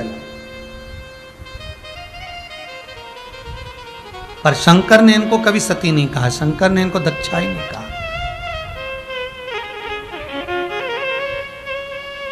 इनकी चित्तवृत्ति नहीं रमी थी कथा में, मन नहीं लगा था कथा में। पहले भी कथा में कहा, आज फिर कहते हैं, शंकर की कथा में जितनी देर आप बैठे रहते हो, भले टीवी के सामने बैठो, मोबाइल के सामने बैठो, शिव की कथा आप जितनी देर श्रवण करते हो उतने मन में तुम्हारी जो कामना आती है शंकर भगवान वो पूरी करते हैं। ये कथा का प्रभाव है। शंकर और सती, शंकर और दक्षायनी, शंकर और सती जब कथा सुनने कुंभज ऋषि के यहाँ गए थे, अगस्त बाबा के यहाँ पर गए थे, तो अगस्त ऋषि के यहाँ पर जब पहुंचे तो दक्ष प्रजापति की पुत्री सती के साथ जब भगवान कुंभज बाबा के यहाँ पहुंचे, कथा श्रवण करी। कथा सुनने के लिए जैसे ही बैठ रहे थे तो मन में कथा सुनते सुनते भाव आ गया। शंकर जी ने कुंभज बाबा से पूछा, हमने सुना है कि कथा में जो मन में आता है भगवान पूर्ण करते हैं। बिल्कुल, मेरे मन में आया है वो भगवान पूर्ण करेंगे, बिल्कुल। क्या आया है मेरे मन में? कुंभज ऋषि ने कहा, भोलेनाथ जी आपके मन में आया है कि आप जब यहां से जाएं तो जिस परमात्मा का आप भजन करते हैं उस राम का दर्शन आपको हो जाए, और वो दर्शन होगा। तो शंकर जी ने पूछा, मेरी पत्नी सती के मन में क्या चल रहा है, दक्षायनी के मन में क्या चल रहा है? शंकर भगवान ने जैसे ही पूछा, कुंभज बाबा बोले, मैं नहीं बता सकता क्या चल रहा है। तो क्या आप अंतर्यामी नहीं? साधु संत सन्यासी ब्राह्मण गुरु सब अंतर्यामी, जानता है, पर बताऊंगा नहीं। बताना तो पड़ेगा। सती मैया पानी पीने के लिए गई, शंकर जी को कह दिया तुम्हारी धर्म पत्नी दाक्षायणी के मन में चल रहा है कि मेरा विवाह हुआ और शादी करके मेरे पति कथा सुनाने के लिए लिया, कहीं घुमाने नहीं ले गए मेरे को, कथा सुनाने के लिए लाए। इससे अच्छा मेरा शरीर जल जाता, भस्म हो जाता तो अच्छा है। तो कुंभज बाबा से शंकर जी ने पूछा होगा क्या? तुरंत भगवान कुंभज ऋषि ने कह दिया जो सती के मन में चल रहा वही होगा, आखिरी में ये शरीर जलकर भस्म होगा। आप सबसे निवेदन है कथा सुनो तो मन में अच्छी कामना करना, भगवान ऐसा धन देना कि एक बार हम भी कथा कराएं। भगवान सबका स्वास्थ्य अच्छा रखना, सबका भला करना, सबका कल्याण करना, सब निरोगी रहें, सबके जीवन में सुख समाहित हो, ऐसी कामना करना। ऐसी कामना मत करना कि उसका बुरा हो, ऐसा हो, कष्ट हो, शरीर में कष्ट भी हो तो कष्ट का भान मत लाना कि मेरा पांव दुख रहा है कि हाथ दुख रहा है। कथा सुनने में उसको छोड़ दो, शिव जी ने सब अच्छा कर दिया, तो हो सकता है कथा सुनने के बाद अच्छे हो जाओ। अच्छा सोच लो कथा के मध्य में।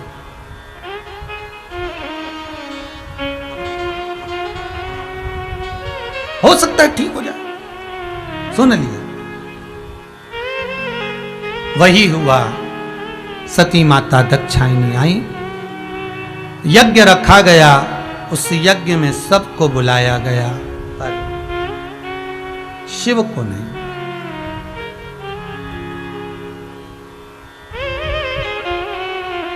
शिव को नहीं बुलाया। मां सती जाना चाहती, आपकी अगर आज्ञा हो तो मैं जाऊं। शंकर जी समझाते हैं, मानती नहीं। पति भी एक समय तक ही समझा सकता है, एक समय तक नहीं समझी, चली गई। अपमान सहन नहीं कर पाई, यज्ञ की अग्नि में कूद कर प्राणों को त्याग दिया। शंकर भगवान ने जटा में से केश तोड़कर फेंका, रुद्रगण उत्पन्न करा, वीरभद्र को भेज दिया, जाओ रुद्रगण जाकर पूरी यज्ञशाला को विध्वंस कर दो। यज्ञशाला विध्वंस हो गई, दक्ष प्रजापति का सिर कट के अग्नि में गिर गया। देवताओं ने शिव बाबा से निवेदन करा, भोलेनाथ कृपा करिए। शंकर भगवान ने आकर क्रोध समाप्त कर कर दक्ष प्रजापति को बकरे का मुख लगाया, यज्ञ पूर्ण कराया। बकरे का मुख लगाकर यज्ञ को पूर्ण करा। जब यज्ञ पूर्ण हो गया, वही सती माता जो जलकर भस्म हुई थी, हिमालय राज की यहां कन्या बनकर मैनावती के गर्भ से प्रकट हो गई, जिनका नाम पार्वती हुआ। बाल्यावस्था से भगवान शिव की आराधना में लीन रहना, क्योंकि देवर्षि नारद ने उनको ज्ञान उपदेश दिया है। जब पार्वती जी का जन्म हुआ,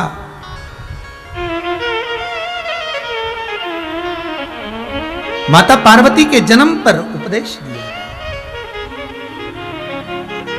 देवर्षि नारद ने कहा, इनको जो पति मिलेगा भस्मी रमाने वाला, जटा जूट बांधने वाला।